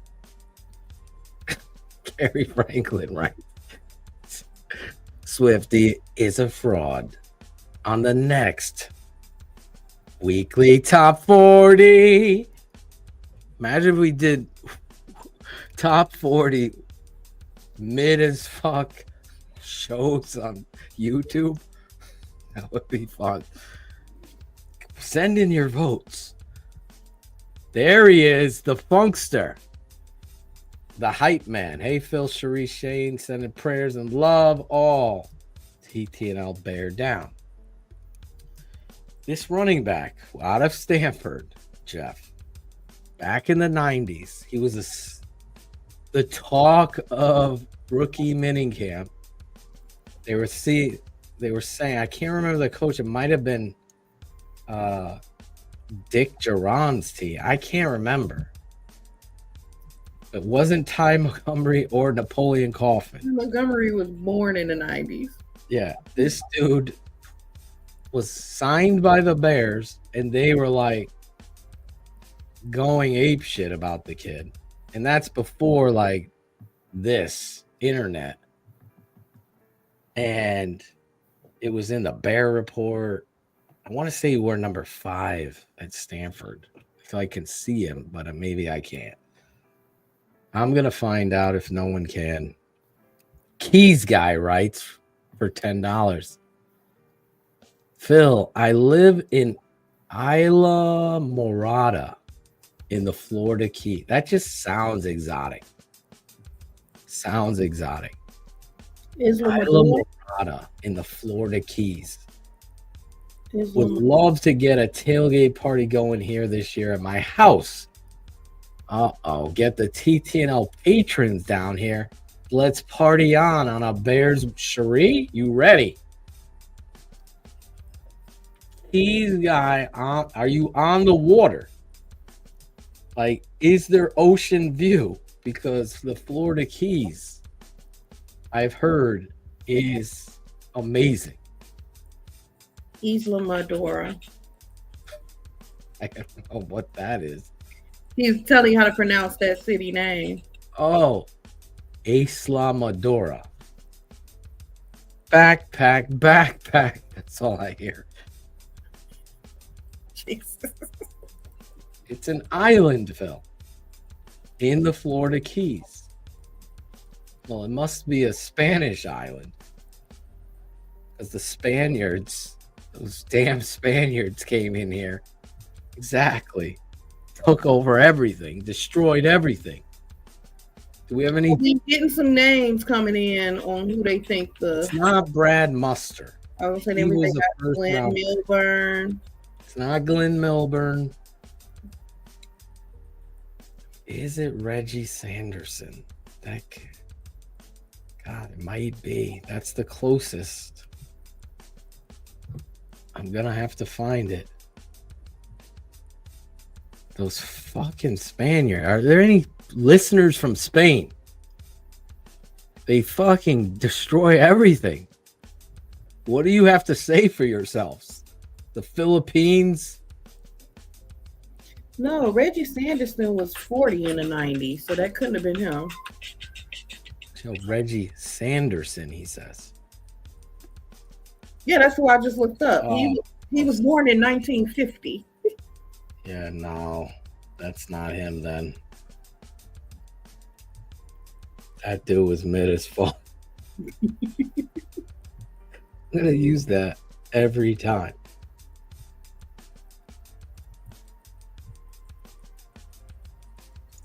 Sorry. So mid. Anyway, hopefully there's one of those guys that stands out. We have not discussed.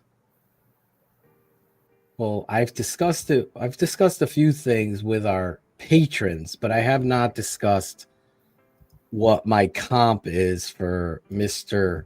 Loveland. Okay, so let's do comps. So a lot of people want to know comp, give you an idea. So when I watch Loveland's tape, what I see is Joe Juravicius. Joe Juravicius was a wide receiver from Penn State in the 90s that ended up going into the NFL. He played for the Giants, and he had really great years with the Tampa Bay Buccaneers. But he ran great routes and had great hands. And when I watch Loveland, I see great hands. And every pass he's catch with his hands.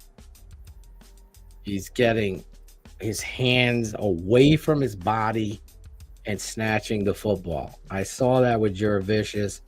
I think Loveland has more burst which is a positive, but they're real similar body types. I think Juravicious might have been a little thicker in the quads, a little thicker in the legs, but that same kind of pluck out of the air. Now, they kept him at receiver, the Giants, as well as Tampa Bay, and he did that damage, but I think he's that high. I can see someone else had it here. Todd Heap, Nick Dubb. I see some of that. Yeah, I could see a little bit of that. I think Todd Heap, little more upper body bulk.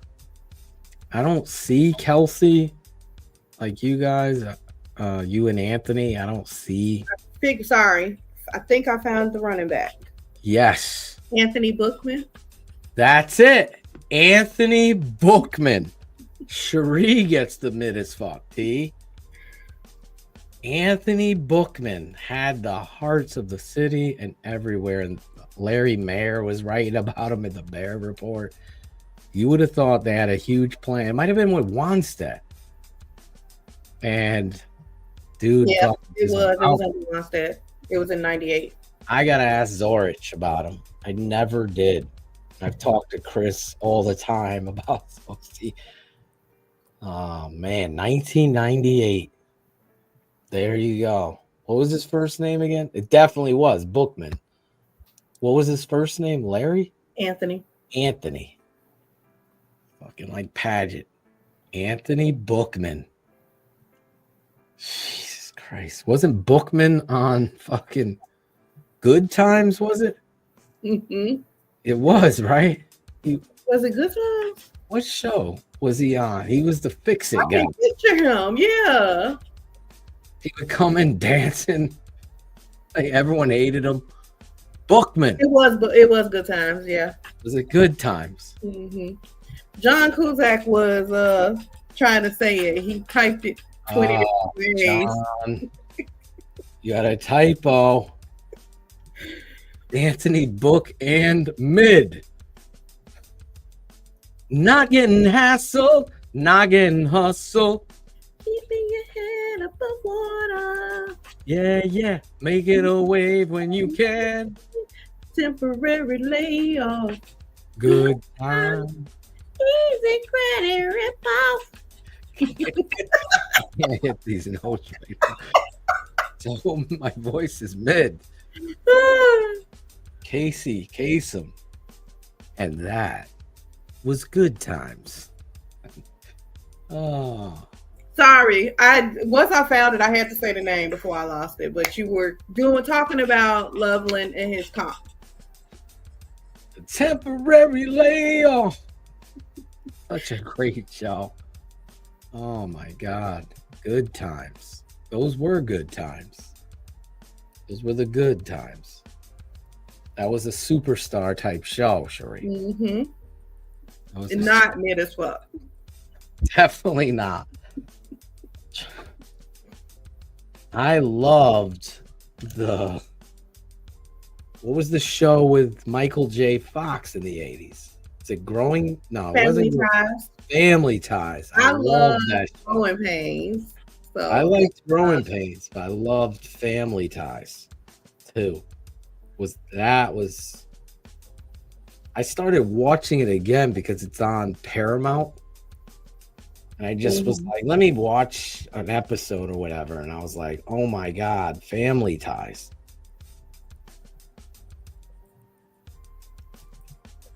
Family Ties. What was that song? Wasn't that the sha-na-na-na-na? Yeah, it ends with sha-la-la-la. How does it go? Someone give me the first two lyrics. God, it'll... No, that's Who's the Boss. I got Who's the Boss. Oh, I'm thinking of Cheers. Justine Bateman. Yes, that was his sister. I had such a crush on her. Justine Bateman. How did it go? It was so loving? Who has the first lyrics? Come on. Random night. Random thoughts. Fucking Different Strokes. I watched every week. That was my thing back when I was a little kid. But what was the fucking Family Ties song? That was Without Us. What would you do, baby, without us? Yes. Yep, Mike got it. There you go, Mike. Mike up. What would you do, baby, without us? I love that. But then, now that I brought up Who's the Boss, that was my next crush, Alyssa Milano. Yeah. Alyssa Milano. Oh my God. I just love that girl. You know, I used to get her and Jennifer Love Hewitt confused. Then I had a crush on Jennifer Love Hewitt.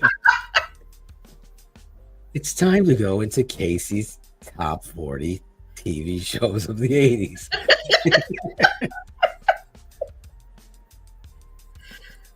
Oh my God. It's so good back then. There's good shows now. I'm watching shout out to you, Courtney. I'm watching Dope Thief now. I haven't heard. What is that on? That's on Apple Plus. Oh gosh. I gotta break down and get it because everybody keeps talking about Severance. Every fucking show on Apple Plus is so good.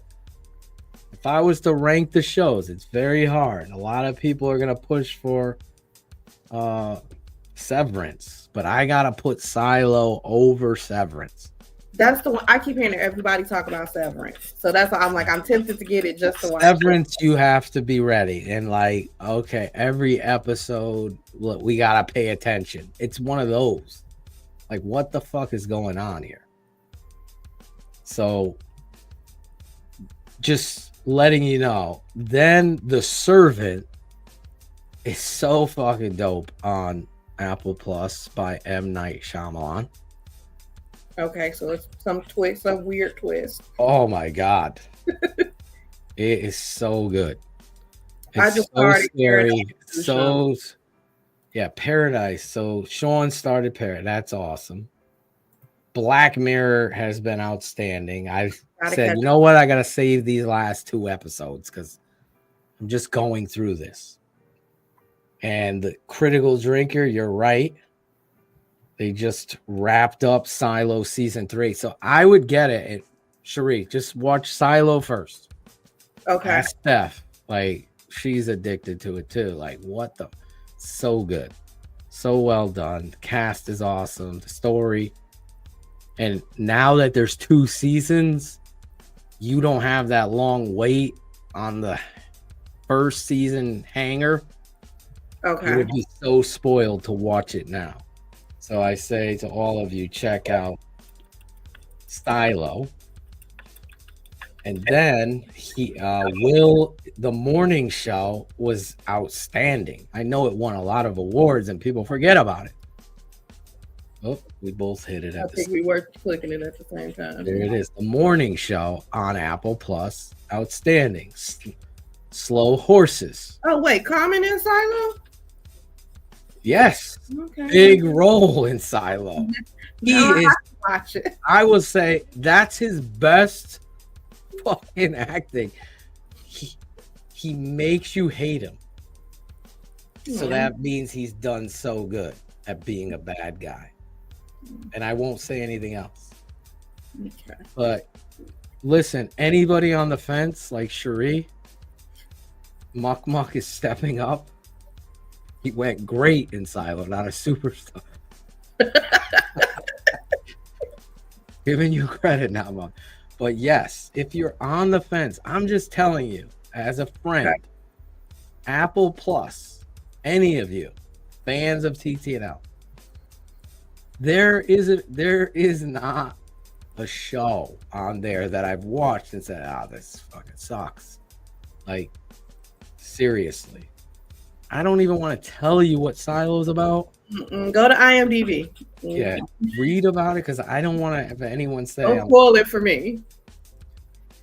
It's. I liked him in Hell on Wheels too, Sean. I never saw Hell on Wheels. Oh yes, I did. I'm sorry. It was all right. Hell on. That was AMC, right? Yeah. But yeah. And their movies are dope. There's dope movies, the original movies on there. I like The Gorge. I can't think of some other ones that were on there, but another one I heard that was good. It came out a while ago, but it was around, the whole Godzilla, King Kong when that movie. Oh my fucking god! It is awesome on Apple Plus. Yes. Yeah. That was another one. The name of the show again? Because I think it's called The One, isn't it, or something like that? Oh, what the frig is it called? Apple Plus. Government Cheese is outstanding. The Studio is out with Seth Rogen. I was completely off. Monarch, The Legacy of the Monsters. Monarch, Legacy of the Monsters. One. Dude, Monarch, it's called. It's outstanding. 100%. There's this show about these people at a party, and it's like a murder mystery comedy. It's fucking brilliant. And the most obviously Ted Lasso. Like here, I'm listing off these fucking shows. That one I did. I never caught the last season because I would only watch that anytime I would get like a free trial. So Bullets has no fucking sense of comedy whatsoever. He just said he hated Seth Rogen. Fuck you, Bullets. Oh my god. Oh my god. Bullets coming in mid as fuck. Shrinking is outstanding. I did see that. I like that. All of it. I did. I saw Isn't it great? Season. I love that show, dude. And Harrison Ford and Jason, what's his name? Sudeikis. No, that's not him. That's the guy from How I Met Your Mother. Jason Sudeikis is. I forget what show he was on, but yeah. Siegel. Yeah. Thank you, Critical Drinker. Fucking outstanding. Swagger is good. Swagger on there is about this dude's playing basketball. There's this Phil, what was it? Again. I'm sorry, I couldn't get into Shogun. I know that's on Hulu. I couldn't get into that. That's on. I loved it. I got into it, but you got to put it on. You got to go into Hulu and put it on dub, so you're not reading. Only when they go into. Okay, Phil. If you talk to a woman, we watch movies with caption, so the reading ain't the problem. I can read it, but I like some of it in English. I watch everything with caption on. Shogun, Andor, the first season. Chris Zorich is like Phil. Andor. Is that like a Star Wars one? Yes, okay, that's on Disney Plus. The first season was great. Chris is going back and watching the first season again. I'm gonna do the same thing because the first season was awesome. What was the show? They did a terrible recap. So I'm like, what the fuck? Oh, it was the great. Oh God. What is it? Starts with an A on Netflix. Animation looks like anime or more 3D. What the fuck? Starts with an A. Arcane. I'm like starting season 2. I don't remember fuck about season 1. I'm like, wait, what's going on again? And they gave me no like good recap. Recap is a very important because I loved Arcane season 1. But the recap you gave me, because it was like 2 years later that you came out with 2, like do a better recap. But it's a work of art, like Bill is saying. It's outstanding. I'm watching White Lotus, the latest White Lotus. finished White Lotus. Don't tell me. I think I'm on like episode 5. Thought it was great. I was expecting a little bit more, but it was great. White Lotus. And fuck you, Shane. Why? What Shane got against White Lotus? Because he made a comment because I hadn't seen it the last week, but I literally binged it. And then he made a joke that now I know what the fuck he's talking about. So fuck you, Shane. Blue Eye Samurai. Look at Muck Muck. I loved Blue Eye Samurai season 1. Obviously, I talked about it on the show before. I binged Suits. I thought that was great. I like the characters that they did. I guess they're bringing it back with a different cast. I don't know if that's going to work.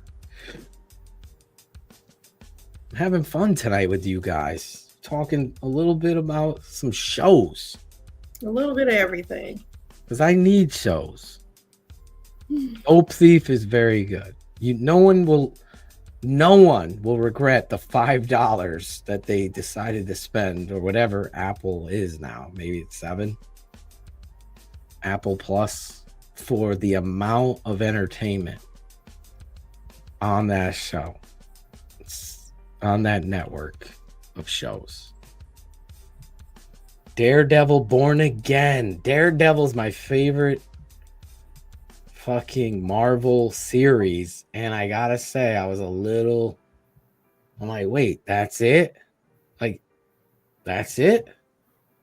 Or is there another episode that I didn't know?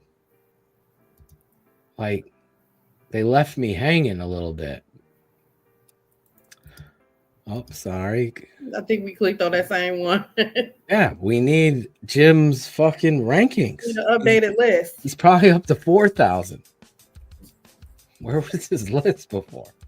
Gilligan's Island was a little high. Land Larison agreed with me. Paramount Plus is very good. 1883. You watching 1883? Not 18. It's 1923, I think. Is that one of them Yellowstone? Because I didn't get Yellowstone either. The throwbacks are outstanding. Harrison Ford. The beautiful older women actress who's like Helen Mirren. I do like Helen Mirren is still beautiful at her age, like gorgeous. Yes. She's fucking outstanding. Colin Crane must be back in the show. So when he gets here, he'll see his comment. 48 catches for Loveland, I tell you. I'm Casey Kasem. 48 hours ago.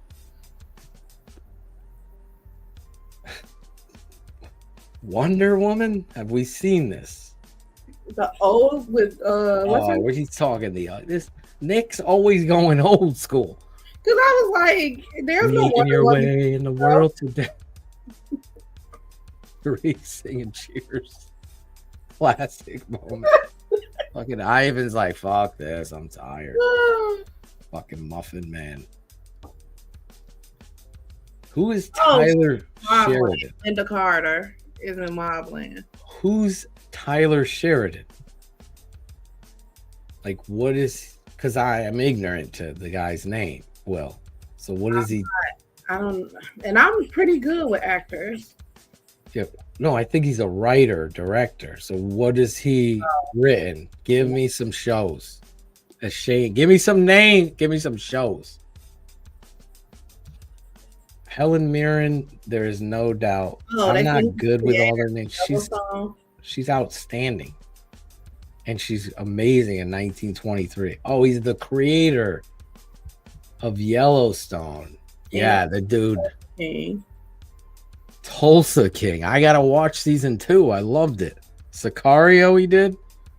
That was another one. So Will Hill again. Guy's on the money. No limo driver.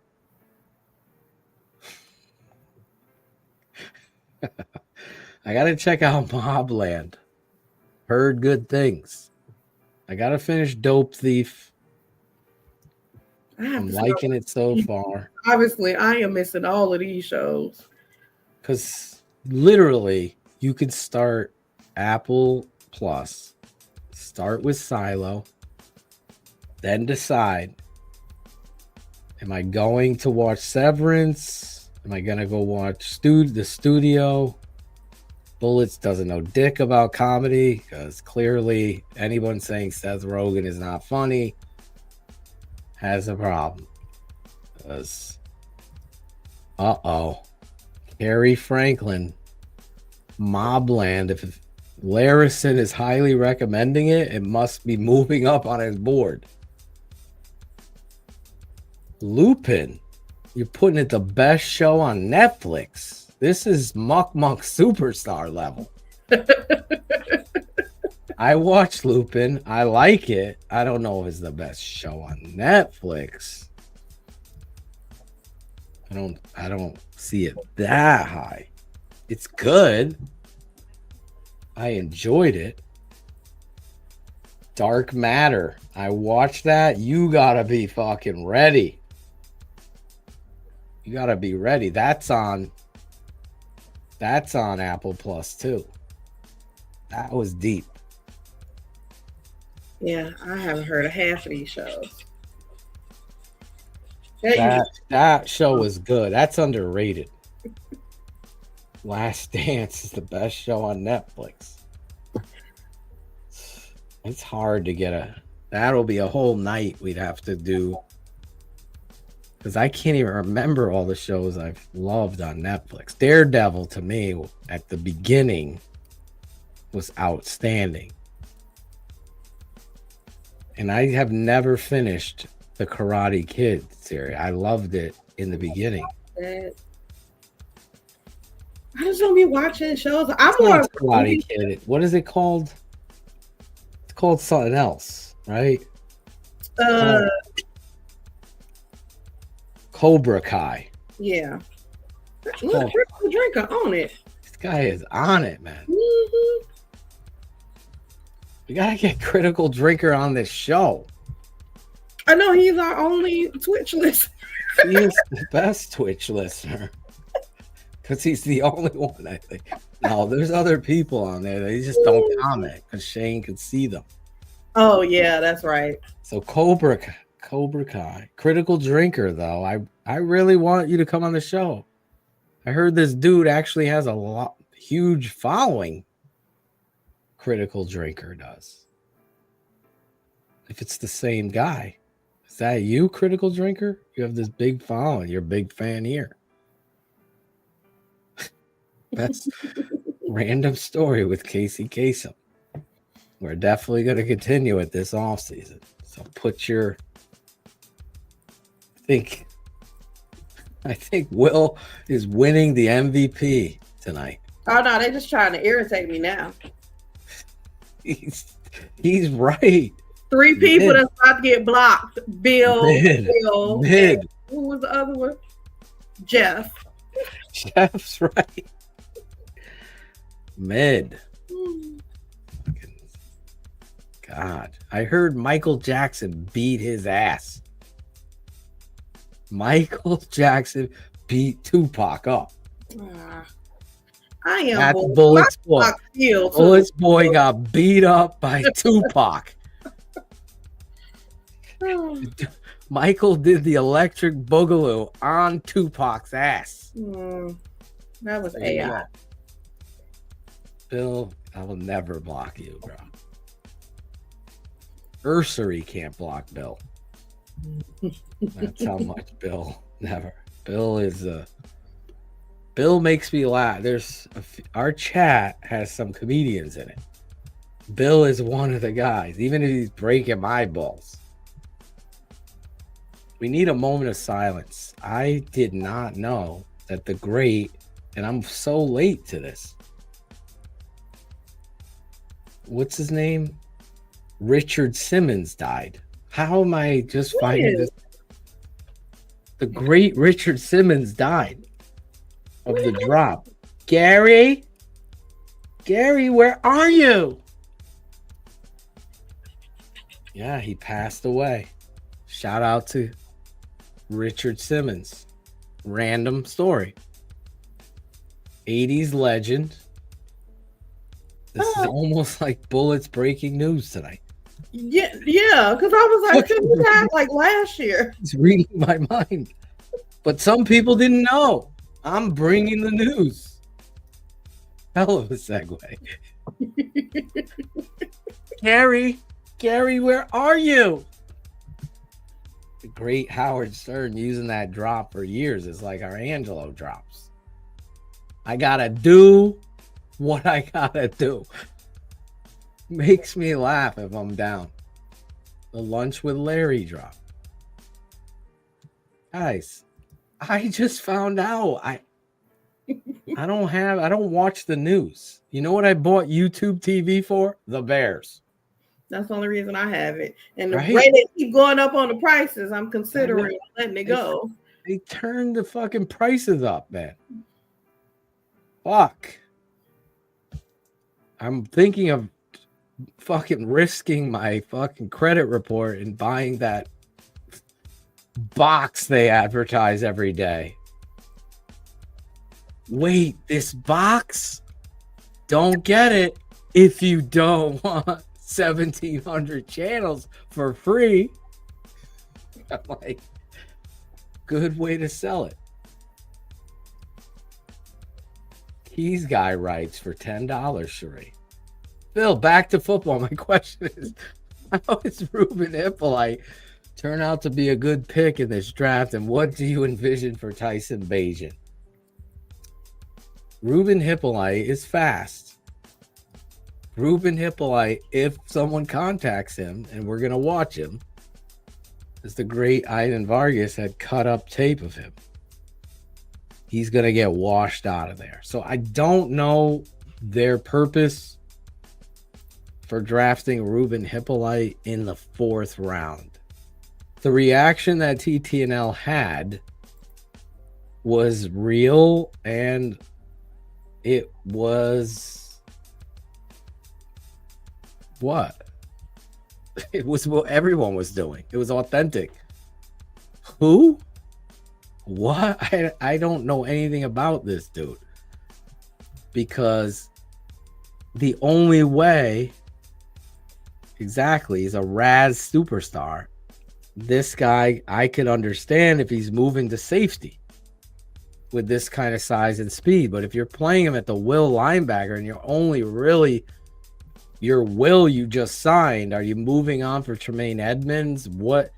Like the 4th round, I felt like you could have taken a starting quality football player. Instead, someone who's mid is being drafted there, and I can't get behind it. The history of what Cherie and Ivan and us did in recognizing Ryan Pohl's drafts, he's taking a shot at some quality athlete. Now, is Dennis Allen sitting there watching the tape of this guy and saying, this guy fits what we want to do? That's the only hope you have, because I really don't get drafting him in the 4th round. I didn't get drafting Darnell Mooney at that time.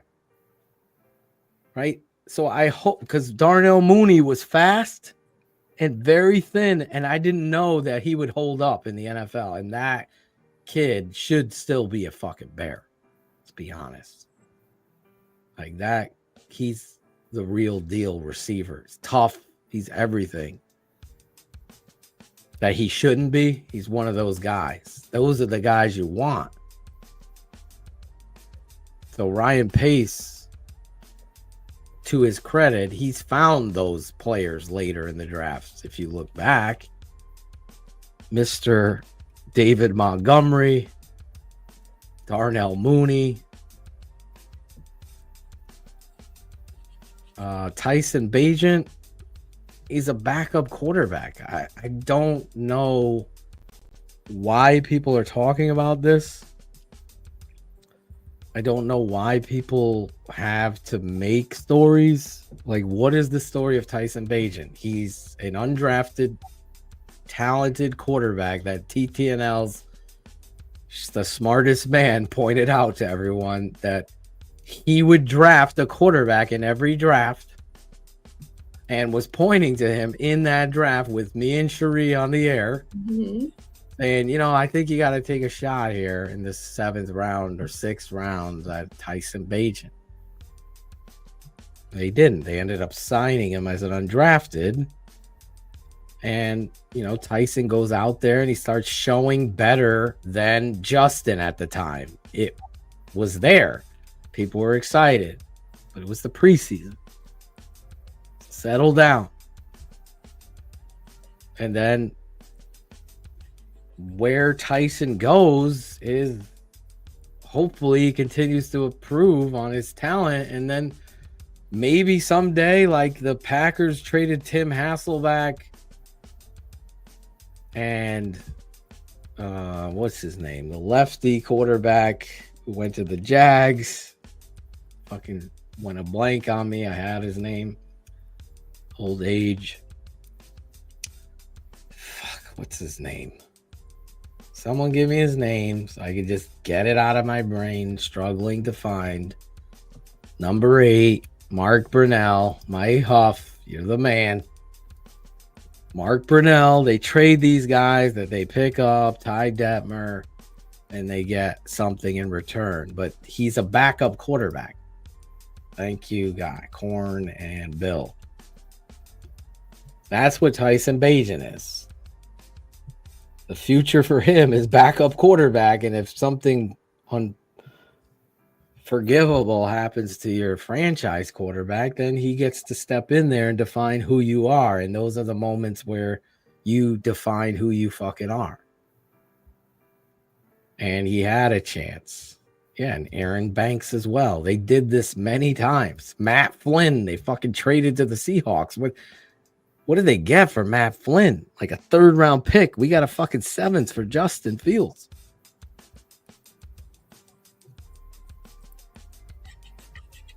Hippolyte Reach. Prove me wrong, please. I'm okay with it. I won't go back like Swifty and delete all my thoughts on Hippolyte previously. Yeah, I use your name because it's true. I don't do that. I'm not going to change the story. Hippolyte proved me the fuck wrong. Came out there, played his ass off. Came in here, became the next fucking whoever you want to compare him to. Derek Brooks. The former Michigan dude who just got arrested. What was his name? He signed. Where did he sign? Tampa. He got arrested. Former Michigan linebacker from the Steelers, 1st round pick. The hell's this dude's name? Fuck. God. Mike. Anthony Gordon's not here, nor is my other guy giving me names. Nobody has. Is it Carter? DJ? The hell's his name? Devin Bush. Thank you. Devin Bush. Is he Devin Bush? Brian Chambers. Brian! What's up? He's yelling my name. I see.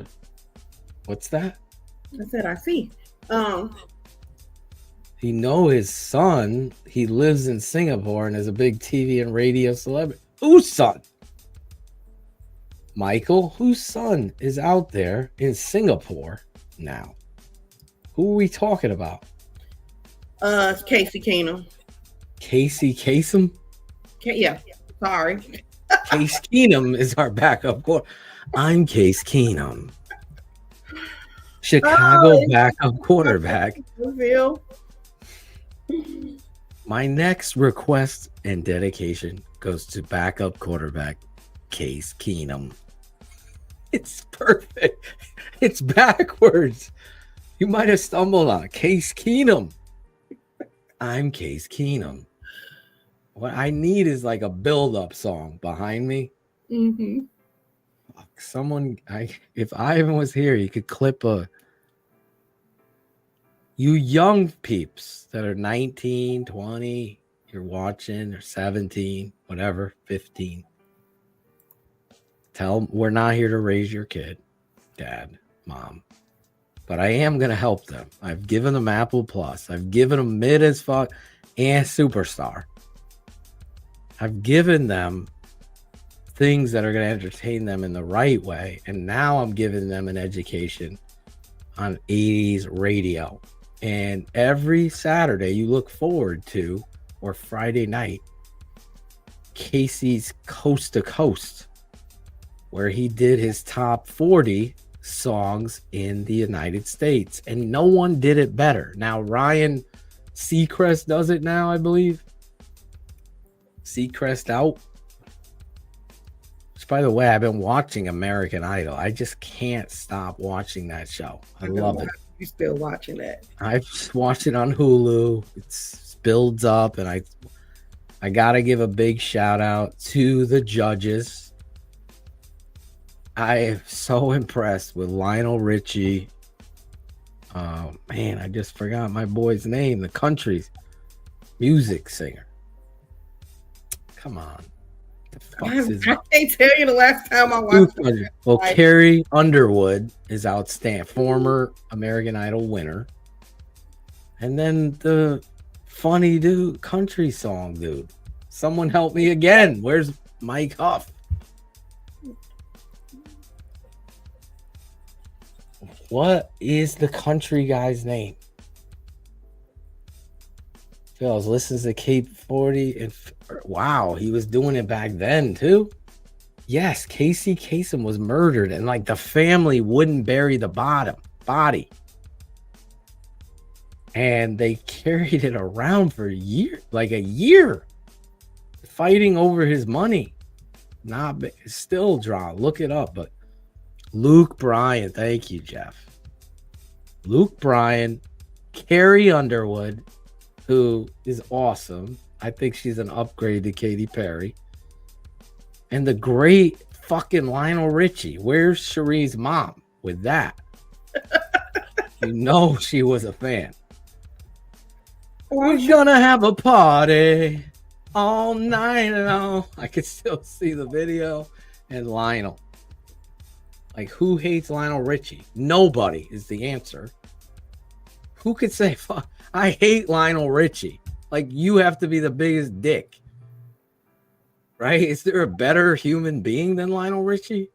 Well, I mean, I can probably think of some pretty decent human beings. He's got to be in the top 10. He's a good guy, but he's not. Need a Lionel Richie fucking t-shirt. Is there a nicer dude? I don't know. His ex-wife hates him. Yes, that's it. Fucking, he wrote "We Are the World," man. Lionel Richie. I know. Oh, Mike doesn't know shit about country. I'm surprised. I would have pegged you as a crossover. I'm starting to learn a little bit more about country. I never really liked it, being transparent. But there's some good country songs now. They tell stories, Cherie. Yes, they do. Anyway, check out American Idol on Hulu. They give us nothing for that.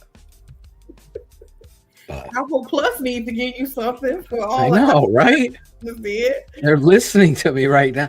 Apple, I'm shouting you out. You do a good job. We had a good show tonight. We had mid as fuck material to work with because the Bears and the Muffin Man. And I just saw, what are Caleb's stats next year gonna look like?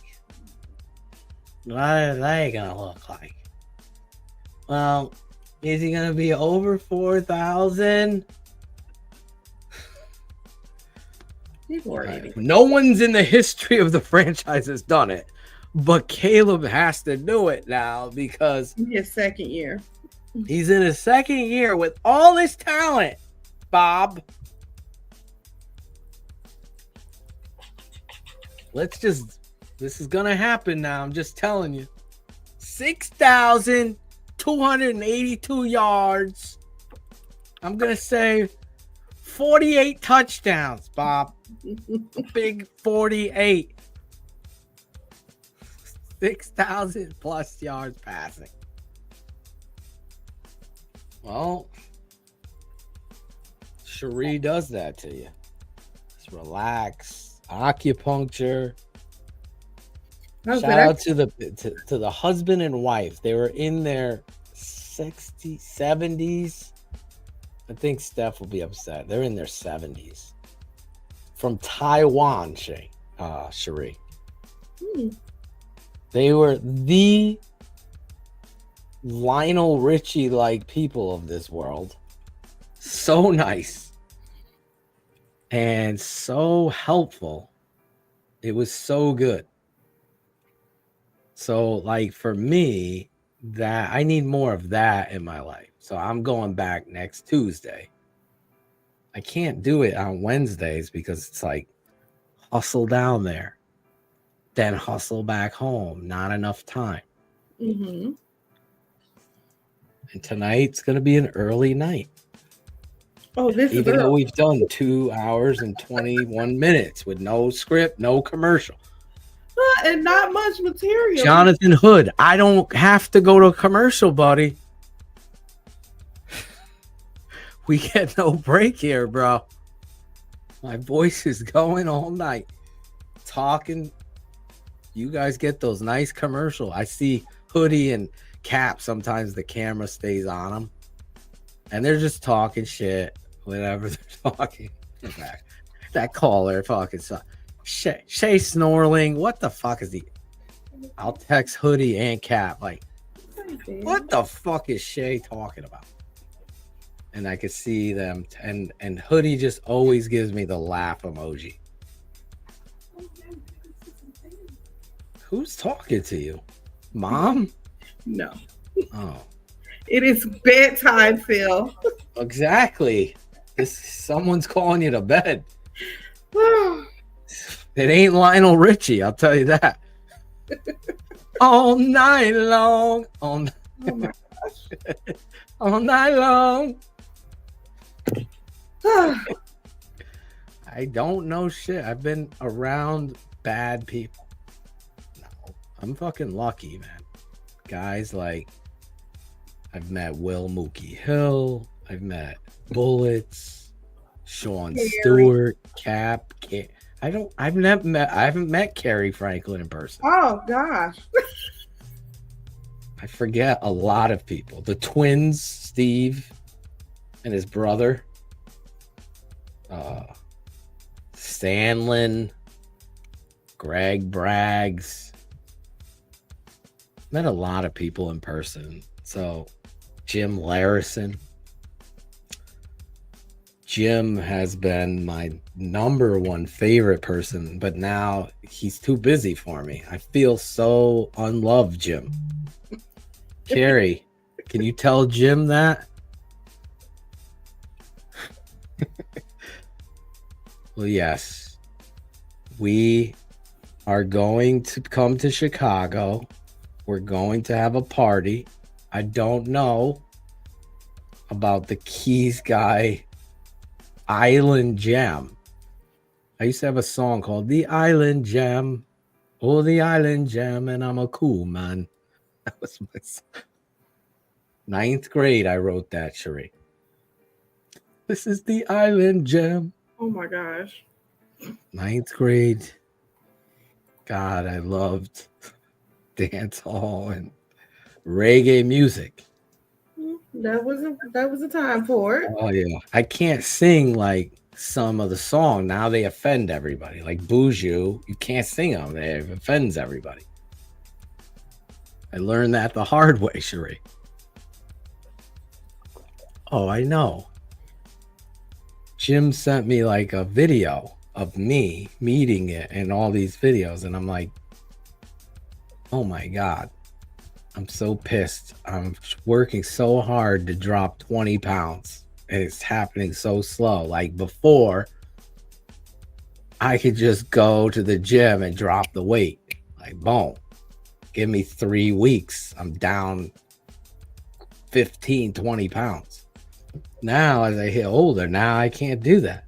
No. I'm pissed off. And I've never been this strong. I hate to be the guy, but I put up 18 reps of 225. And then after I did 18, Cherie, I'm proud of this. I don't give a fuck. Just for fraud boys that talk shit. Then I put 275 and I did 8 after I did 18. So I said, let me do 315. And the guy's like, you're fucking crazy, bro. So I was able to get 315 up 2 times. Like, boom. After I did all that, I was like in a fucking anger mode. So I'm like, it doesn't even matter if I'm short. I'm putting that weight up and it's hard. And I was like proud. Okay, I'm 51. I'm going to challenge myself and my body. Now I'm getting pissed because it's not happening. And if it's not happening for you, I understand it. So I'm doing everything. And that's why the acupuncture. Like, can you help my... And they were literally like, I'm telling you, Cherie, like my body feels better tonight. Like, they're clear. They explained it so adorably. Ain't no roids, bro. Just straight up cutting everything out. I don't drink any more Coke Zeros. Claudio took them all. I don't do any of that shit. I just straight water, protein shakes. I've been eating like 3 of those little mandarin oranges a day. And then I don't eat breakfast. I skip it and I start eating at 10. But maybe I got to push it to 11. And then today I went to the lunch with the president of my football breakfast, a brunch. So around 11. And I ordered a scrambler with like sausage, peppers, and scrambled egg. And I was like only able to eat half of that. So my whole, anyway, I don't know what I'm doing, but I want this to be, I want to be back to my normal eyes. So anybody struggling with that, I so bless you on the journey. I'm taking it too. And there's nothing for you to, be afraid of. Let's talk. Nope. Don't be afraid. Go after it. And I know muscle weighs more than fat.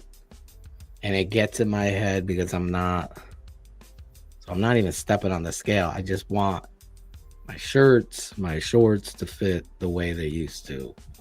And I will get there and keep you on the journey. And somebody will know like little remedies like this. I believe, I'm like, I don't want to be buying this shit they're telling me, and it's everywhere. I feel like I'm going to go on a rant. Okay, but I we're not going to do that. Exactly. So thank you for calming me. But if you do have some secret Jamaican remedy, wherever you're from, Taiwan or whatever, I just reach out to me. I believe in that stuff. I feel like a lot of the medications that were thrown at me when I was 49 and I'm hitting that mark of middle age, like half a century, Cherie. That's crazy. Now I'm half a century. The Taiwan husband said that. He's like, you're half a century. You got no cracks. He said, your skin looks great. Yeah. I go, I gotta come visit you more with these compliments. But I did keto before, and it's just not attainable. It's not sustainable. That was the word. One of the things that if you want to drop it quick, yes. but it's a hard diet to stick to. Exactly. So Steph has always told me and given me all this advice, so I gotta listen to her more. But I think the Asian, I had a dream and it was like, you gotta go there. And then Steph somehow brings up acupuncture that somebody, and she went. And I go, I had a dream about it. I gotta go see these people. And I had such a great experience tonight. So, and I hope you enjoyed the show. I hope so. It wasn't about football as much. But a lot of football, a lot of keeping it 100. But tonight we kept it 100. God bless the great Richard Simmons and Lionel Richie. Casey Kasem. And Mid as Fuck is now a new total spot on the show. And Muck Superstars will be on the next segment. Arthur Fonzarelli, superstar actor. Yes. I hope you had fun tonight. We will be live breaking down Hippolyte over the weekend. You'll have to check what time. It's going to be Saturday, obviously. All the moms out there watching the show, if you're a mom, shout out to you. Happy Mother's Day. Hope you all have a great weekend. Don't make it a mid as fuck weekend. Have the rest of your week. If you're watching this on Thursday, God bless you. Hit the like button. Subscribe to the channel. Let's get those subscribers up. Tell a friend, as Jackal would say. Be a friend. A friend tells a friend. Thank you all in the chat and everyone for the super chat. Shout out to all of you that helped out with my memory issues, like Jeff Burton and Mike Huff. Deserve a shout out. What was his name? Job Games? Box Games? A-Box Games. I don't want to forget you, bro. Thank you.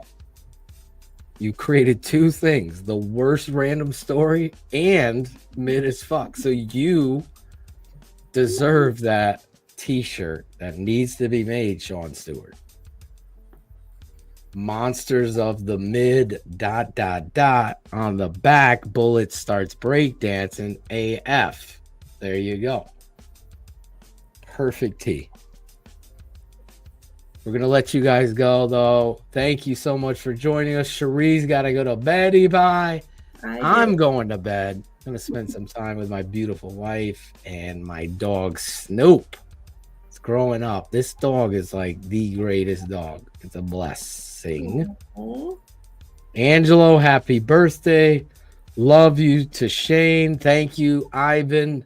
Become a patron at thetapeneverlies.com. You want the best analysis and breakdowns of the Chicago Bears, the NFL draft, the undrafted free agents we are going to break down coming up in the next weeks. All of these guys broken down on Coach's Tape live in front of a live studio audience with questions and answers. We're going to do that live. Become a patron. It's going to be the best $10 you ever spent. I guarantee that. And you could try it out. And if you don't like it, you could get the step in. For Cherie, the lovely Lady Bear, I'm your guy, Mid as Fuck Phil. We're getting out of here tonight on a random story TTNL night. Let's get out. What's up, everybody? This is NFL Network's Adam Ray. This is Only Fruits. This is Matt Waldman. This is Chris Zords from your Chicago Bears. I'm Deion Miller. Dan Weeder. Hey, man, it's Rashawn Whitfield. I'm Courtney Cronin. Hey, this is David Kaplan. Listen to me. You want to learn football? Listen to my guys, Phil and Shane. Shane and Phil. Shane and Phil. Oh, Phil. On the Tape Never Lies Network. On the Tape Never Lies Network. Tape Never Lies Network. The Tape Never Lies Network. Tape Never Lies Network. Home of the greatest Chicago Bears fans on earth.